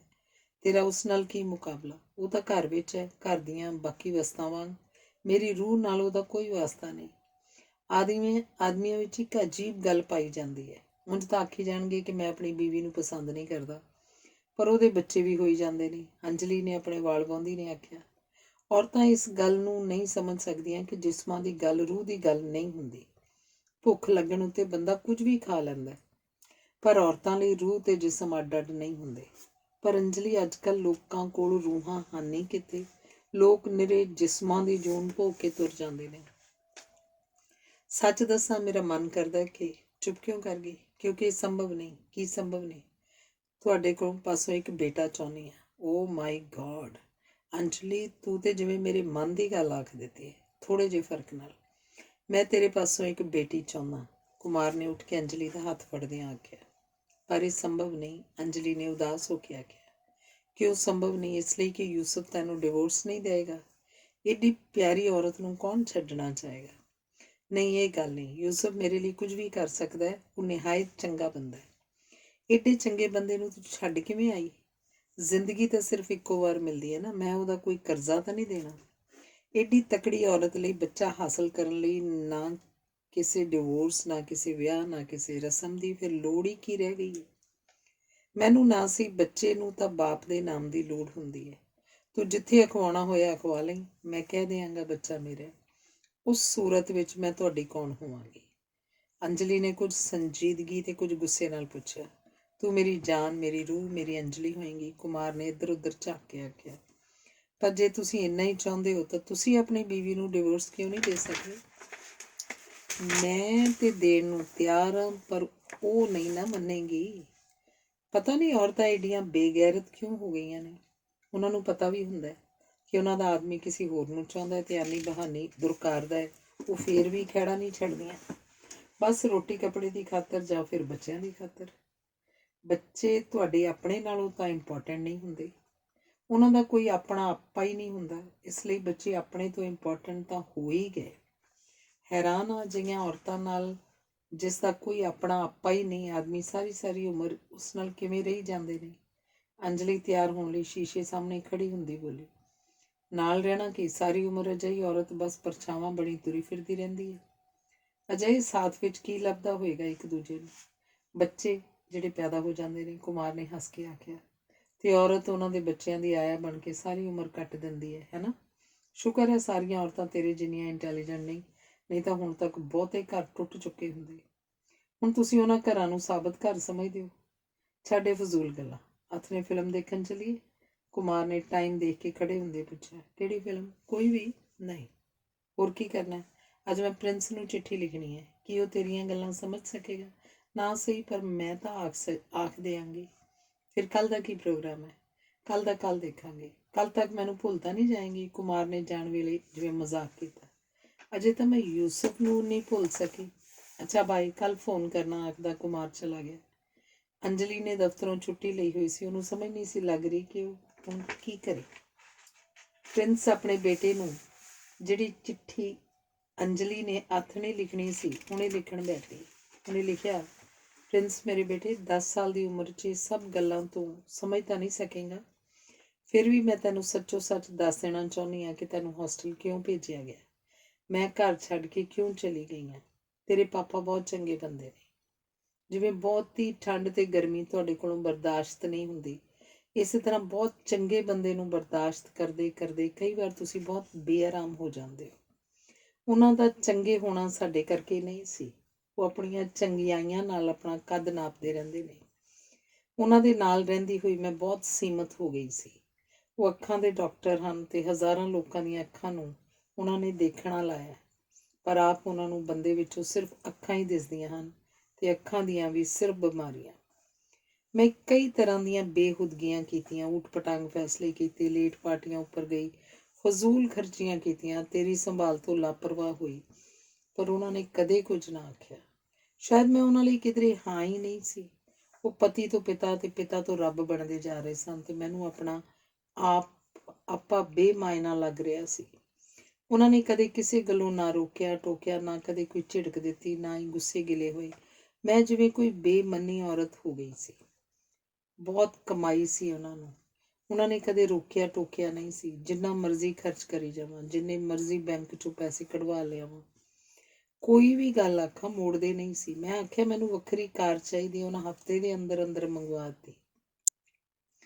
ਮੈਂ ਆਖਿਆ ਕੋਠੀ 'ਚ ਚਿਪਸ ਉਖੜਵਾ ਕੇ ਮਾਰਬਲ ਦੇ ਫਰਸ਼ ਪਵਾਉਣੇ ਹਨ, ਉਹਨਾਂ ਨੇ ਉਸੇ ਦਿਨ ਠੇਕੇਦਾਰ ਨੂੰ ਬੁਲਾ ਕੇ ਚੈੱਕ ਦੇ ਦਿੱਤਾ। ਇਹ ਠੀਕ ਹੈ, ਪੈਸਾ ਜਿਉਣ ਲਈ ਬਹੁਤ ਜ਼ਰੂਰੀ ਹੈ, ਪਰ ਜਿਉਣਾ ਕਾਹਦੇ ਲਈ ਹੈ ਇਹ ਤਾਂ ਬੰਦੇ ਨੂੰ ਪਤਾ ਹੋਵੇ। ਤੇ ਮੈਨੂੰ ਲੱਗਦਾ ਸੀ ਮੈਂ ਲੰਮੀ ਯਾਤਰਾ ਉੱਪਰ ਨਿਕਲ ਪਾਵਾਂ, ਜੰਗਲਾਂ 'ਚ ਜਾ ਕੇ ਬੋਧ ਭਿਕਸ਼ੂਆਂ ਨੂੰ ਲੱਭ ਲਵਾਂ, ਮੈਂ ਹਿਮਾਲਾ ਪਰਬਤ ਉੱਪਰ ਕਿਸੇ ਰਿਸ਼ੀ ਦੇ ਆਸ਼ਰਮ 'ਚ ਚਲੀ ਜਾਵਾਂ, ਪਰ ਮੇਰੇ ਕੋਲ ਕੁਝ ਵੀ ਨਹੀਂ ਸੀ ਹੁੰਦਾ। ਉਸੇ ਤਰ੍ਹਾਂ ਦਿਨ ਚੜ੍ਹ ਪੈਂਦਾ ਸੀ, ਉਸੇ ਤਰ੍ਹਾਂ ਰਾਤ ਪੈ ਜਾਂਦੀ ਸੀ। ਤੂੰ ਬੇਟੇ ਮੈਨੂੰ ਬਹੁਤ ਚੰਗਾ ਲੱਗਦਾ ਸੀ, ਪਰ ਪਹਿਲੇ ਤੂੰ ਸਕੂਲ ਜਾਣਾ ਹੁੰਦਾ ਸੀ, ਫਿਰ ਟਿਊਸ਼ਨ ਪੜ੍ਹਨੀ ਹੁੰਦੀ ਸੀ, ਫਿਰ ਆਪਣੇ ਦੋਸਤਾਂ ਨਾਲ ਖੇਡਣਾ ਹੁੰਦਾ ਸੀ, ਤਾਂ ਇਹ ਥੱਕ ਟੁੱਟ ਕੇ ਤੂੰ ਸਦਿਆਂ ਹੀ ਸੌਂ ਜਾਂਦਾ ਸੀ। ਤੇਰਾ ਸੌਣ ਵਾਲਾ ਕਮਰਾ ਵੀ ਵੱਖਰਾ ਹੀ ਸੀ। ਮੈਂ ਜਿਵੇਂ ਤੇਰੇ ਮਗਰ ਮਗਰ ਤੁਰਦੀ ਬਹੁਤ ਪਿਛਾਂਹ ਰਹਿ ਗਈ ਸੀ। ਤੈਨੂੰ ਸ਼ਾਇਦ ਮੈਂ ਸਮਝਾ ਨਾ ਸਕਾਂ, ਸ਼ਾਇਦ ਕਿਸੇ ਨੂੰ ਵੀ ਸਮਝਾ ਨਾ ਸਕਾਂ ਕਿ ਕਿਉਂ ਸਾਰਾ ਵੇਲਾ ਮੇਰਾ ਜੀਅ ਕਾਹਲਾ ਪਿਆ ਰਹਿੰਦਾ ਸੀ, ਕਿਉਂ ਤੁਰੇ ਫਿਰਦੇ ਲੋਕ ਮੈਨੂੰ ਖਿਡੌਣੇ ਜਿਹੇ ਲੱਗਦੇ ਸਨ, ਕਿਉਂ ਤੇਰੇ ਪਾਪਾ ਡਾਕਟਰ ਯੂਸਫ ਮੈਨੂੰ ਉੱਪਰੇ ਜਿਹੇ ਬੇਗਾਨੇ ਜਿਹੇ ਲੱਗਣ ਲੱਗ ਪਏ ਸਨ, ਜਿਵੇਂ ਉਹ ਕੋਈ ਗਵਾਂਢੀ ਹੋਣ। ਇੱਕ ਦਿਨ ਮੈਂ ਬਿਨਾਂ ਹੀ ਗੱਲ ਤੋਂ ਉੱਚੀ ਉੱਚੀ ਰੋਣ ਲੱਗ ਪਈ। ਚੁੱਪ ਕਰਾਉਣ ਦੀ ਥਾਂ ਉਹਨਾਂ ਨੇ ਫੋਨ ਕਰਕੇ ਡਾਕਟਰ ਬੁਲਾ ਲਿਆ। ਪ੍ਰਿੰਸ ਬੇਟੇ, ਸ਼ਾਇਦ ਮੈਂ ਅੰਦਰੋਂ ਮਰ ਗਈ ਸੀ ਕਿ ਮੈਨੂੰ ਕੁਝ ਵੀ ਮਹਿਸੂਸ ਨਹੀਂ ਸੀ ਹੁੰਦਾ। ਕੋਈ ਵੀ ਫੈਸਲਾ ਕਰਨ ਵੇਲੇ ਮੈਨੂੰ ਘਬਰਾਹਟ ਨਹੀਂ ਸੀ ਹੁੰਦੀ, ਤੌਖਲਾ ਨਹੀਂ ਸੀ ਹੁੰਦਾ, ਬੇਚੈਨੀ ਨਹੀਂ ਸੀ ਹੁੰਦੀ, ਫਿਕਰ ਨਹੀਂ ਸੀ ਹੁੰਦਾ। ਪਤਾ ਨਹੀਂ ਕਿੱਥੇ ਕੀ ਗਲਤ ਹੋ ਗਿਆ ਸੀ ਕਿ ਮੈਨੂੰ ਗਲਤ ਠੀਕ ਇੱਕੋ ਜਿਹੇ ਲੱਗਣ ਲੱਗ ਪਏ ਸਨ। ਅਜੀਬ ਅਜੀਬ ਖਿਆਲ ਆਉਂਦੇ, ਸੁਪਨੇ ਆਉਂਦੇ ਸਨ, ਜਿਵੇਂ ਪਰਲੋ ਆ ਗਈ ਹੋਵੇ, ਸਭ ਕੁਝ ਗਰਕ ਹੋ ਰਿਹਾ ਹੋਵੇ, ਜਿਵੇਂ ਮੈਨੂੰ ਰਾਖਸ਼ਾਂ ਨੇ ਘੇਰ ਲਿਆ ਹੋਵੇ, ਜਿਵੇਂ ਉੱਡ ਕੇ ਮੈਂ ਕਿਸੇ ਹੋਰ ਹੀ ਧਰਤੀ ਉੱਪਰ ਪਹੁੰਚ ਗਈ ਸੀ। ਮੇਰੇ ਜੀਅ ਨੂੰ ਕਾਹਲ ਪਈ ਰਹਿੰਦੀ, ਜਿਵੇਂ ਮੈਂ ਕਿਧਰੇ ਜਾਣਾ, ਜਿਵੇਂ ਇਹ ਮੇਰਾ ਪੱਕਾ ਟਿਕਾਣਾ ਨਹੀਂ, ਜਿਵੇਂ ਕੋਈ ਵੀ ਮੇਰਾ ਕੁਝ ਨਹੀਂ ਲੱਗਦਾ। ਮੇਰਾ ਜੀਅ ਕਰਦਾ ਤੇਜ਼ ਕਾਰ ਭਜਾਵਾਂ ਤੇ ਫਿਰ ਕਾਸੇ ਨਾਲ ਟੱਕਰ ਮਾਰ ਲਵਾਂ, ਕਿਸੇ ਨੂੰ ਕਤਲ ਕਰ ਦੇਵਾਂ, ਆਪਣੇ ਕੱਪੜੇ ਫਾੜ ਦੇਵਾਂ, ਵਾਲ ਪੁੱਟ ਲਵਾਂ, ਘਰ ਨੂੰ ਅੱਗ ਲਾ ਦੇਵਾਂ ਤੇ ਵਿੱਚ ਹੀ ਆਪ ਸੜ ਜਾਵਾਂ। ਮੈਨੂੰ ਜਿਵੇਂ ਉੱਪਰੀ ਕਸਰ ਹੋ ਗਈ ਸੀ, ਮੇਰੇ ਅੰਦਰ ਜਿਵੇਂ ਕਿਸੇ ਪ੍ਰੇਤ ਦਾ ਵਾਸਾ ਹੋ ਗਿਆ ਹੋਵੇ। ਤੂੰ ਇਹ ਗੱਲਾਂ ਸਮਝ ਨਹੀਂ ਸਕੇਂਗਾ, ਫਿਰ ਵੀ ਪਤਾ ਨਹੀਂ ਮੈਂ ਤੈਨੂੰ ਇਹ ਚਿੱਠੀ ਕਿਉਂ ਲਿਖੀ। ਅੱਜ ਇੱਕ ਦੀ ਥਾਂ 2 ਗੋਲੀਆਂ ਲੈ ਕੇ ਬੈੱਡ ਤੇ ਲੇਟ ਗਈ, ਹੌਲੀ ਹੌਲੀ ਘੁੰਮਣ ਘੇਰੀਆਂ ਜੀਆਂ ਖਾਂਦੀ, ਜਿਵੇਂ ਉਹ ਨੀਂਦ 'ਚ ਡੁੱਬ ਗਈ। ਅਗਲੇ ਦਿਨ ਉਹ ਬਹੁਤ ਦੇਰ ਤੱਕ ਸੁਪਨਿਆਂ 'ਚ ਭੌਂਦੀ ਸੁੱਤੀ ਰਹੀ। ਜਦੋਂ ਜਾਗੀ ਤਾਂ ਵਰਕਿੰਗ ਵੂਮਨ ਸੀ। ਹੋਸਟਲ ਦੀ ਮਾਈ ਨੇ ਦੱਸਿਆ ਕਿ ਗੈਸਟ ਰੂਮ 'ਚ ਤੁਹਾਡੇ ਗੈਸਟ ਵੇਟ ਕਰ ਰਹੇ ਨੇ। ਕਾਹਲੀ ਨਾਲ ਉੱਠ ਕੇ ਉਹਨੇ ਮੂੰਹ ਧੋਤਾ, ਕੱਪੜੇ ਬਦਲੇ, ਵਾਲਾਂ 'ਚ ਬਰੱਸ਼ ਫੇਰਿਆ ਤੇ ਪੈਰਾਂ 'ਚ ਚੱਪਲਾਂ ਪਾ ਕੇ ਸੋਚਦੀ ਹੋਈ ਕਿ ਸਵੇਰੇ ਸਵੇਰੇ ਕਿਹੜਾ ਗੈਸਟ ਹੋ ਸਕਦਾ। ਗੈਸਟ ਰੂਮ ਵੱਲ ਗਈ। ਉਹ ਦਰਵਾਜ਼ੇ ਦੇ ਅੰਦਰ ਵੜੀ ਸੀ ਕਿ ਪ੍ਰਿੰਸ ਕੁਰਸੀ ਤੋਂ ਉੱਠ ਕੇ ਭੱਜ ਕੇ ਉਹਨੂੰ ਆ ਚੰਬੜਿਆ, ਮੰਮੀ ਮੰਮੀ ਕਰਕੇ ਰੋਣ ਲੱਗਿਆ। ਸਾਹਮਣੇ ਯੂਸਫ ਬੈਠਾ ਸੀ। ਪਿਆਰ ਕਰਕੇ ਅੰਜਲੀ ਨੇ ਪ੍ਰਿੰਸ ਨੂੰ ਚੁੱਪ ਕਰਾਇਆ ਤੇ ਕੁਰਸੀ ਤੇ ਬੈਠ ਕੇ ਉਹਨੂੰ ਆਪਣੀ ਗੋਦੀ 'ਚ ਬਿਠਾ ਲਿਆ। ਪ੍ਰਿੰਸ ਨੇ ਉਹਦੇ ਗਲ 'ਚ ਬਾਹਾਂ ਪਾ ਲਈਆਂ। ਉਹ ਬੜਾ ਮਾੜਾ ਹੋਇਆ ਪਿਆ ਸੀ। ਯੂਸਫ ਨੇ ਅੰਜਲੀ ਵੱਲ ਝਾਕ ਕੇ ਆਖਿਆ, ਹੋਸਟਲ 'ਚ ਪ੍ਰਿੰਸ ਦਾ ਜੀ ਨਹੀਂ ਲੱਗਿਆ। ਮੰਮੀ ਮੰਮੀ ਕਰਦਾ ਰਾਤ ਨੂੰ ਜਾਗ ਪੈਂਦਾ ਸੀ ਤੇ ਫਿਰ ਬੁਖਾਰ ਚੜ੍ਹਨ ਲੱਗ ਪਿਆ। ਹੋਸਟਲ ਵਾਲਿਆਂ ਦਾ ਫੋਨ ਆਇਆ ਸੀ ਕਿ ਬੱਚੇ ਨੂੰ ਲੈ ਜਾਓ, ਹੁਣ ਅਸੀਂ ਦੋਵੇਂ ਤੈਨੂੰ ਲੈਣ ਆਏ ਹਾਂ। ਤੁਹਾਨੂੰ ਮੇਰੇ 'ਤੇ ਗੁੱਸਾ ਨਹੀਂ ਆ ਰਿਹਾ ਜਾਂ ਮੇਰੇ ਨਾਲ ਨਫ਼ਰਤ ਨਹੀਂ ਹੋ ਰਹੀ? ਅੰਜਲੀ ਨੇ ਯੂਸਫ ਵੱਲ ਸਿੱਧਾ ਝਾਕ ਕੇ ਪੁੱਛਿਆ। ਨਹੀਂ, ਕਿਉਂਕਿ ਜਦੋਂ ਤੂੰ ਆਪਣਾ ਧਰਮ, ਆਪਣੇ ਮਾਪੇ, ਆਪਣਾ ਸਮਾਜ ਸਭ ਕੁਝ ਛੱਡ ਕੇ ਮੇਰੇ ਨਾਲ ਨਿਕਾਹ ਕੀਤਾ ਸੀ ਤਾਂ ਮੈਂ ਉਦੋਂ ਹੀ ਸਮਝ ਗਿਆ ਸੀ ਕਿ ਇਹ ਲੜਕੀ ਬੜੀ ਜੁਰਅਤ ਨਾਲ ਜਿਉਣ ਵਾਲੀ ਹੈ। ਇਹ ਵੀ ਹੋ ਸਕਦਾ ਹੈ ਕਿਸੇ ਤਰ੍ਹਾਂ ਮਨ ਆਈ ਕਰਨ ਲਈ ਮੈਨੂੰ ਵੀ ਕਿਸੇ ਦਿਨ ਛੱਡ ਜਾਵੇ। ਖਿਆਲ ਤਾਂ ਆ ਗਿਆ ਸੀ, ਪਰ ਮੈਂ ਨਾਲੇ ਵੀ ਸੋਚ ਰਿਹਾ ਸੀ ਕਿ ਤੈਨੂੰ ਵੀ ਮਨਮਰਜ਼ੀ ਨਾਲ ਜਿਉਣ ਦਾ ਹੱਕ ਹੈ। ਗੱਲ ਸੁਣ ਕੇ ਅੰਜਲੀ ਹੱਸ ਪਈ ਤੇ ਆਖਣ ਲੱਗੀ ਕਿ ਉਹ ਉੱਲੂ ਦੀ ਪੱਠੀ ਕੁਮਾਰ ਦੀ ਬੀਵੀ ਆਖਦੀ ਹੈ ਕਿ ਤੂੰ ਜਿੱਥੇ ਮਰਜ਼ੀ ਫਿਰ ਤੁਰ, ਮੈਨੂੰ ਕੋਈ ਇਤਰਾਜ਼ ਨਹੀਂ, ਪਰ ਮੈਂ ਤਲਾਕ ਨਹੀਂ ਦਿਆਂਗੀ ਕਿਉਂਕਿ ਮੈਨੂੰ ਮੇਰੇ ਬੱਚਿਆਂ ਲਈ ਘਰ ਦੀ ਛੱਤ ਚਾਹੀਦੀ ਹੈ। ਯੂਸਫ ਨੂੰ ਅੰਜਲੀ 'ਤੇ ਗੁੱਸਾ ਨਹੀਂ ਆਇਆ। ਬਸ ਉਹਨੇ ਇੰਨਾ ਹੀ ਆਖਿਆ, ਅੰਜਲੀ, ਸਾਰੀ ਉਮਰ ਆਪਣੇ ਲਈ ਨਹੀਂ ਜੀਵੀਦਾ। ਸਾਡੇ ਬੱਚੇ ਸਾਡੀ ਐਕਸਟੈਂਸ਼ਨ ਹੁੰਦੇ ਨੇ, ਉਹਨਾਂ ਲਈ ਜਿਉਣਾ ਵੀ ਆਪਣੇ ਆਪ ਲਈ ਜਿਉਣਾ ਹੁੰਦਾ ਹੈ।